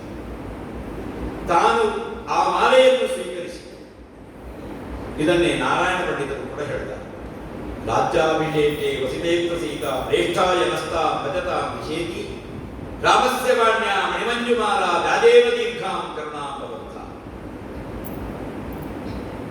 ಆ ವಾಸವೇನ ಪ್ರಚೋದಿತ ದೇವೇಂದ್ರನಿಂದ ಪ್ರಚೋದಿತನಾದ ವಾಯು ಆ ಮುತ್ತಿನ ಮಾಲೆಯನ್ನು ತಂದು ರಾಮದೇವರಿಗೆ ಪಟ್ಟಾಭಿಷೇಕ ಸಂದರ್ಭದಲ್ಲಿ ಸಮರ್ಪಿಸಿದ. ರಾಮದೇವರು ತನ್ನೆರಡು ಕೈಗಳನ್ನು ಸ್ವೀಕರಿಸಿ ಸೀತಾದೇವಿಯ ಕೊರಳಿಗೆ ಆ ಮುತ್ತಿನ ಮಾಲೆಯನ್ನು ಹಾಕಿದ್ದಾರೆ. ಆ ಮುತ್ತಿನ ಮಾಲೆಯನ್ನು ಸೀತಾದೇವಿ ತನ್ನ ಕೈಯಲ್ಲಿ ಹೀಗೆ ಹಿಡಿದು ರಾಮದೇವರ ಮುಖ ನೋಡ್ತಾರೆ. ರಾಮದೇವರ ಮುಖ ನೋಡಿದಾಗ ಸೀತಾದೇವಿಯ ಭಾವನೆ ರಾಮದೇವರಿಗೆ ಅರ್ಥವಾಗುತ್ತದೆ. ಈ ಹಾರ ಯಾರಿಗೂ ಸಮರ್ಪಿಸಬೇಕೆಂಬ ಅಭೀಪ್ಸೆ ಸೀತಾದೇವಿ ಇದೆ. ಆ ಸೀತಾದೇವಿಯ ಅಭೀಪ್ಸೆಯನ್ನು ಮನಗಂಡಂತಹ ರಾಮದೇವರು, ನಿನಗೆ ಯಾರಿಗೆ ಕೊಡಬೇಕು ಅಂತ ಇದೆ, ಖಂಡಿತ ನೀನವರಿಗೆ ಕೊಡುವುದಕ್ಕೆ ನಿನಗೆ ಸ್ವಾತಂತ್ರ್ಯ ಇದೆ, ನಾನು ನಿನಗೆ ನೀಡಿದ್ದೇನೆ ಅಷ್ಟೇ ಅಂತ ಹೇಳಿದಾಗ ನೇರವಾಗಿ ಹನುಮಂತನನ್ನು ತನ್ನ ಬಳಿಗೆ ಕರೆದು ತಾಯಿ ಮಗನಿಗೆ ಹಾರವನ್ನು ತೊಡಿಸುವ, ಮಗನಿಗೆ ತಾಯಿ ಮೈದಳವಿ ಹರಸುವಂತೆ ಆತನಿಗೆ ಹಾರವನ್ನು ಆತನ ಕಂಠಕ್ಕೆ ತೊಡಿಸುವ ಮೂಲಕ. ಯಾಕೆ ಅದು ತಾಯಿ? ಯಾಕೆ ಯಾವ ಕಾರಣದಿಂದಲೂ ಅನ್ಯ ಪುರುಷರಿಗೆ ನೇರವಾಗಿ ಹಾರವನ್ನು ತೊಡಿಸುವುದು ಹಿಂದಿನ ಭಾರತೀಯ ಪದ್ಧತಿಯಲ್ಲಿಲ್ಲ. ಆದರೆ ತಾಯಿಯಾದವಳು ಮಗನಿಗೆ ಹಾರವನ್ನು ತೊಡಿಸುವುದಕ್ಕೆ ಸಾಧ್ಯ ಇದೆ, ತೊಡಿಸಬೇಕು, ಇದು ನಿಯಮ. ತಾಯಿ ತನ್ನ ಮಗನಿಗೆ ಹಾರವನ್ನು ತೊಡಿಸುವಂತೆ, ತನ್ನ ಮಗನನ್ನು ತಾಯಿ ಪ್ರೀತಿಯಿಂದ ಮೈದಳವಿ ಹರಸುವಂತೆ ಇಡೀ ಸಭಾಮಧ್ಯದಲ್ಲಿ ಯಾಕೆ ಆ ಸಭಾ ಮಧ್ಯೆ ಅಷ್ಟು ಗೌರವದ ರಾಮಪಟ್ಟಾಭಿಷೇಕ? ವಸಿಷ್ಠೋ ವಾಮದೇವಶ್ಚ ದಾವಾದಿರಸಕಾಶ್ಚರಃ ಕಾತ್ಯಾಯ ಸುಯಜ್ಞಶ್ಚ ಗೌತಮೋ ವಿಜಯಸ್ತತ ಅಭ್ಯಸಿಂಚನ್ ನರವ್ಯಾಖ್ಯಂ ಪ್ರಸನ್ನೇನ ಸುಗಂಧಿನ ಸಲಿಲೇನ ಸಹಸ್ರಾಕ್ಷಂ ಬಸವೋ ವಾಸವಂ ಯಥ. ವಸಿಷ್ಠರು ರಾಮದೇವರಿಗೆ ಪಟ್ಟಾಭಿಷೇಕ ಮಾಡಿದ ಮಹರ್ಷಿಗಳು. ವಾಮದೇವಶ್ಚ ವಾಮದೇವ, ಜಾಬಾಲಿರಥ ಕಾಶ್ಯಪ, ಜಾಬಾಲಿಗಳು ಕಾಶ್ಯಪ, ಕಾತ್ಯಾಯನ ಸುಯಜ್ಞಶ್ಚ ಕಾತ್ಯಾಯನ ಋಷಿಗಳು. ಇವತ್ತಿಗೆ ನಮ್ಮ ಅಕ್ಷರ ಏನಿದೆ ಅದನ್ನು ಕಂಡು ಹಿಡಿದವರು. ಗೌತಮೋ ವಿಜಯಸ್ತತ, ಗೌತಮರು ವಿಜಯ, ಕಾತ್ಯಾಯ ಗೌತಮೋ ಅಭ್ಯಸಿಂಚನ್ ನರವ್ಯಾಘ್ರಂ, ಪುರುಷ ಸಿಂಹನೆನಿಸಿದಂತಹ ರಾಮದೇವರನ್ನು ಅಭಿಷೇಕ ಮಾಡಿದರು. ಸಲಿಲೇನ ಸಹಸ್ರಾಕ್ಷಂ ವಸವೋ ವಾಸವಂ ಯಥ. ದೇವೇಂದ್ರನನ್ನು ವಸುಗಳು ಯಾವ ರೀತಿ ಪಟ್ಟದ ಸಿಂಹಾಸನದಲ್ಲಿ ಕುಳ್ಳಿರಿಸಿ ಅಭಿಷೇಕ ಮಾಡಿದರು, ಅದೇ ರೀತಿಯಾಗಿ ಈ ಮಹರ್ಷಿ ಸಮೂಹ ರಾಮದೇವರಿಗೆ ಪಟ್ಟಾಭಿಷೇಕವನ್ನು ಮಾಡಿ ನವರತ್ನ ಖಚಿತವಾದಂತಹ ಕಿರೀಟವನ್ನು ತೊಡಿಸಿದಂತಹ ಕ್ಷಣ ಅದು. ಅಂತಹ ಗೌರವಯುತವಾದ ಸಭೆಯಲ್ಲಿ ಯಾವ ಕಾರಣದಿಂದಲೂ ಅಗೌರವವಾಗಿಯೋ ಲಘುವಾಗಿಯೋ ನಡೆದುಕೊಳ್ಳುವುದಕ್ಕೆ ಅಂತಹ ಪ್ರಾಜ್ಞ ಜ್ಞಾನಿಗಳು, ಸಾಧಕರು, ಮಹನೀಯರು, ಬ್ರಹ್ಮರ್ಷಿಗಳು ನೆರೆದಂತಹ ಸಭೆಯ ಅಂತಹ ಸಭೆಯಲ್ಲಿ ಸೀತಾದೇವಿ ತನ್ನ ಮಗನನ್ನು ಹರಿಸುವಂತೆ ಹನುಮಂತನನ್ನು ಹರಸಿ ಅವನ ಸೇವೆಗೊಂದು ವಿಶೇಷವಾದಂತಹ ತನ್ನ ಮನಸ್ಸಿನಲ್ಲಿರತಕ್ಕಂತಹ ಪಾರಿತೋಷಕವನ್ನು ಅನುಗ್ರಹಿಸುವುದರ ಮೂಲಕ ಅವನ ಸೇವೆ ಇವತ್ತಿಗೂ ಅಜರಾಮರವಾಗಿ ಅಖಿಲ ಭಾರತದಲ್ಲಿ ಸನ್ನಿಹಿತವಾಗಿದೆ. ಹಾಗಾಗಿ ಹನುಮಂತನ ಕುರಿತಾಗಿ ನಾನು ಸ್ವಲ್ಪ ಸಮಯ ಸ್ವಲ್ಪ ಹೆಚ್ಚು ತೆಗೆದುಕೊಂಡೆ. ನನಗೆ ನೀವು ಕೊಟ್ಟ 1.5 ಗಂಟೆಗಿಂತ ಹೆಚ್ಚಾಗಿ ಕ್ಷಮಿಸಿ.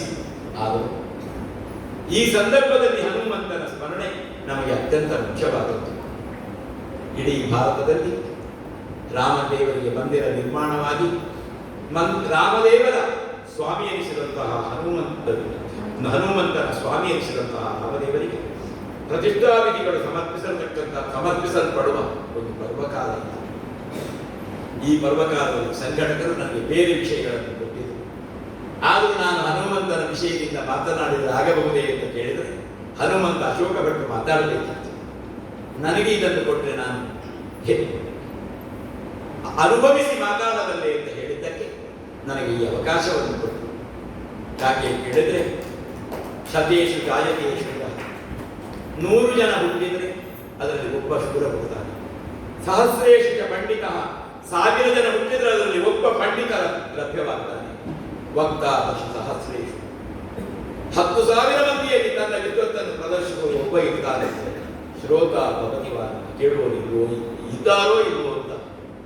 ಅಂತಹ ಸನ್ನಿವೇಶದಲ್ಲಿ ನೀವೆಲ್ಲ ಕೇಳುವುದಕ್ಕೆ ಸನ್ನಿಹಿತರಾಗಿದ್ದೀರಿ. ಎಷ್ಟು ಜನ ಇದ್ದೀರಿ ಅನ್ನೋದು ಮುಖ್ಯ ಅಲ್ಲ. ಇಲ್ಲಿ ವಾದಿರಾಜರು ಹೇಳ್ತಾರೆ, ಕೇಳಬಲ್ಲವನಿಗೆ ಕೇಳು ಎನಿಸೋ. ಕೇಳುವವರಿಗೆ ಮಾತ್ರ ಹೇಳಿ, ಕೇಳದವರಿಗೆ ಹೇಳಬೇಡಿ. ನೀವು ಜ್ಯೋತಿಷವು ಹೇಳುವುದು ಹಾಗೆ,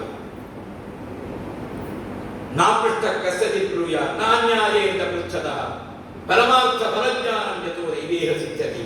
ಕೇಳದವರಿಗೆ ಒಂದು ವಿಷಯವನ್ನು ಹೇಳಬೇಕು, ನಿಮ್ಮ ಜ್ಞಾನ ಸಂತೆಯ ಮಾರಾಟದ ವಸ್ತುವಾಗಬಹುದು.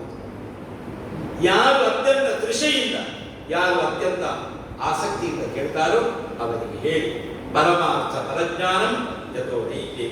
ಆ ಪರಮಾರ್ಥವಾದಂತಹ ಜ್ಞಾನ ಅದರಿಂದ ಲಭ್ಯವಾಗುತ್ತದೆ, ಇಲ್ಲದಿದ್ದರೆ ಸಿದ್ಧಿಸುವುದಿಲ್ಲ. ಹಾಗೆ ಮಂಗಳೂರು ಮಹಾನಗರದಲ್ಲಿ ನೀವೆಷ್ಟು ಜನ ಬಂದಿದ್ದೀರಿ ಅನ್ನೋದು ಮುಖ್ಯ ಅಲ್ಲ, ಇಷ್ಟು ಜನ ಆದರೂ ಬಂದಿದ್ದೀರಲ್ಲ ಸಾಕು. ನಮ್ಮಂಥದ್ದು ನಮ್ಮ ಯಾವುದೇ ಒಂದು ವಿಷಯಗಳನ್ನು ಕೇಳಿ ತಿಳಿದುಕೊಳ್ಳುವ ಆಸಕ್ತಿಯಿಂದ ಕೃಷ್ಣದೇವರ ಸನ್ನಿಧಾನದಲ್ಲಿ ನಾವೆಲ್ಲ ಆಗಮಿಸಿದ್ದೇವೆ. ಕೃಷ್ಣದೇವರನ್ನು ಕೇಳಿಯೇ ಕೇಳ್ತಾನೆ. ಹಾಗಾಗಿ ಕೃಷ್ಣದೇವರ ಆ ಸನ್ನಿಧಾನದಲ್ಲಿ ಹನುಮಂತನ ಕುರಿತಾಗಿ ನಾನು ಕೇಳಿದ ಈ ಪ್ರವಚನ ಕರ್ಮದಲ್ಲಿ, ಈ ಜ್ಞಾನ ಯಜ್ಞದಲ್ಲಿ ಏನಾದರೂ ಅಪರಾಧಗಳಿದೆ, ಹಂಸಕ್ಷೀಯ ನ್ಯಾಯದಂತೆ ತಾವೆಲ್ಲ ಸ್ವೀಕರಿಸಿ, ಒಳಿತಾದದ್ದನ್ನು ಸ್ವೀಕರಿಸಿ, ಕೆಡುಕಾದದ್ದನ್ನು ತ್ಯಜಿಸುವ ಮೂಲಕ ಇಂತಹ ಜ್ಞಾನ ಯಜ್ಞಗಳು ಇವತ್ತಿಗೆ ಇಲ್ಲದೇ ಇರುವ ಸನ್ನಿವೇಶದಲ್ಲಿ ಕೃಷ್ಣ ಸೇವಾ ಟ್ರಸ್ಟ್ನವರು ಅತ್ಯಂತ ಕಾಳಜಿಯಿಂದ ಬೇರೆ ಬೇರೆ ವಿದ್ವಾಂಸರ ಮೂಲಕ ಸಮಾಜಕ್ಕೆ ಕೊಡುಗೆಗಳನ್ನಿದ್ದ ಮಹನೀಯರ ಕುರಿತಾಗಿ, ಈ ದೇಶದ ಸಂಸ್ಕೃತಿಗೆ ಕೊಡುಗೆಗಳನ್ನಿದ್ದ ಸಾಧಕರ ಕುರಿತಾಗಿ ಉಪನ್ಯಾಸವನ್ನು ಏರ್ಪಡಿಸಿ ಅದನ್ನೆಲ್ಲ ತಾವು ಕೇಳಿದ್ದೀರಿ. ಒಂದು ಉಪನ್ಯಾಸ ಧಾರ್ಮಿಕವಾಗಿ ಆಗುವುದಾದರೆ ಅಲ್ಲಿ ನೀವು ಇದ್ದೀರಿ ಅನ್ನುವುದು ಮಾತ್ರ ಅಲ್ಲ, ಆ ಯಾವುದೇ ಒಂದು ವಿಷಯವನ್ನು ನಾವು ಒಳಿತಾದ ವಿಷಯವನ್ನು ಪ್ರವಚನ ರೂಪದಲ್ಲಿ ಮುಗಿಸಿದಾಗ ಅಲ್ಲಿ ಪ್ರಹ್ಲಾದ, ನಾರದ, ಪರಾಶರ, ಪುಂಡರೀಕ, ವ್ಯಾಸಾಂಬರೀಷ, ಶುಕ, ಶೌನಕ, ಭೀಷ್ಮಕಾರ್ಯ, ರುಕ್ಮಾಂಗದ, ಅರ್ಜುನ, ವಸಿಷ್ಠ, ವಿಭೀಷಣಾದಿ ಧನ್ಯಾನ್ ಇಮಾನ್ ಪರಮ ಭಾಗವತಾನ್ ಸ್ಮರಾಮಿ ಅಂತ ಇದೆ.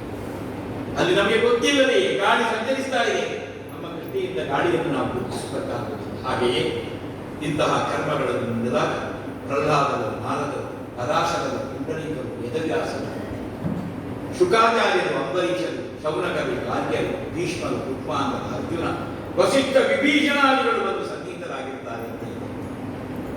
ನಿಮ್ಮ ಯಾರ ರೂಪಿ ನಿಮ್ಮ ಮಧ್ಯದಲ್ಲಿ ಅವರು ಖಂಡಿತವಾಗಿ ಸನ್ನಿಹಿತರಾಗಿ ಈ ಪ್ರವಚನ ಕಾರ್ಯವನ್ನು ನಡೆಸಿರ್ತಾರೆ. ಪ್ರವಚನ ಮಾಡುವ ನಾವು ಅಪರಾಧಗಳನ್ನು ಮಾಡಿದ್ದೇವೆ, ಆದರೆ ನಮ್ಮ ತಿಳುವಳಿಕೆಗಳು ತಪ್ಪಬೇಕು. ಆದರೆ ಕೇಳುಗರಾದ ನೀವು ಅತ್ಯಂತ ಇದನ್ನು ಸ್ವೀಕರಿಸಬೇಕು.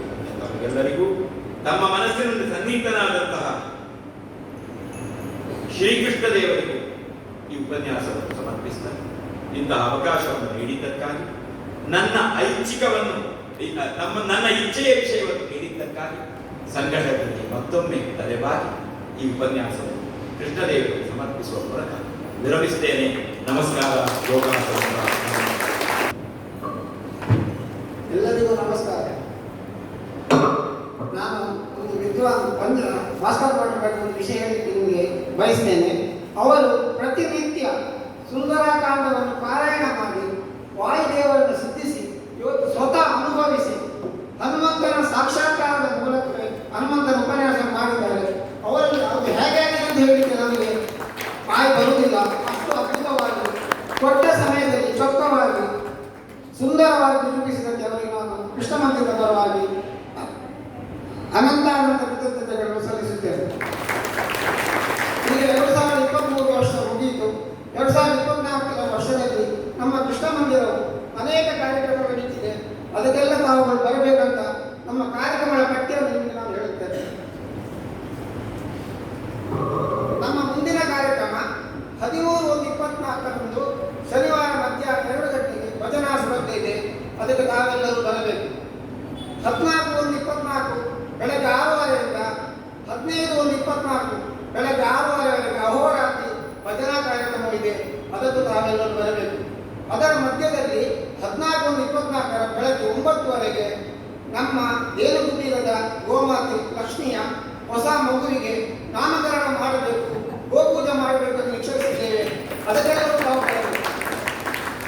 ಅದೇ ರೀತಿ 22/1/24 ಗುರುವಾರ ನಮ್ಮ ಪ್ರಧಾನಮಂತ್ರಿ ಮೋದಿಯವರ ಕರೆಯ ಮೇರೆಗೆ ನಾವು ಬೆಳಗ್ಗೆ 6:30ರಿಂದ ರಾಮತಾರಕ ಹೋಮವನ್ನು ಇಲ್ಲಿ ನಡೆಸಬೇಕೆಂದು ತೀರ್ಮಾನಿಸಿದ್ದೇವೆ. ಅದಕ್ಕೆಲ್ಲರೂ ಸಕುಟುಂಬಕರಾಗಿ ಬರಬೇಕೆಂದು ನಾವು ನಿಮ್ಮನ್ನು ಕೇಳಿಕೊಳ್ಳುತ್ತೇವೆ. ಅದೇ ರೀತಿ 11/2/24 ಫೆಬ್ರವರಿ 11ನೇ ತಾರೀಕು ಆದಿತ್ಯವಾರ ಮಧ್ಯಾಹ್ನ 3 ಗಂಟೆಗೆ ದೇರಂಬಳ್ಳಿ ಗೋಪಾಲಕೃಷ್ಣ ಅವರಿಂದ ಯೋಗವಿದೆ, ಯೋಗ ಕ್ಲಾಸ್ ಇದೆ. ಅದಕ್ಕೂ ತಾವೆಲ್ಲರೂ ಬರಬೇಕು.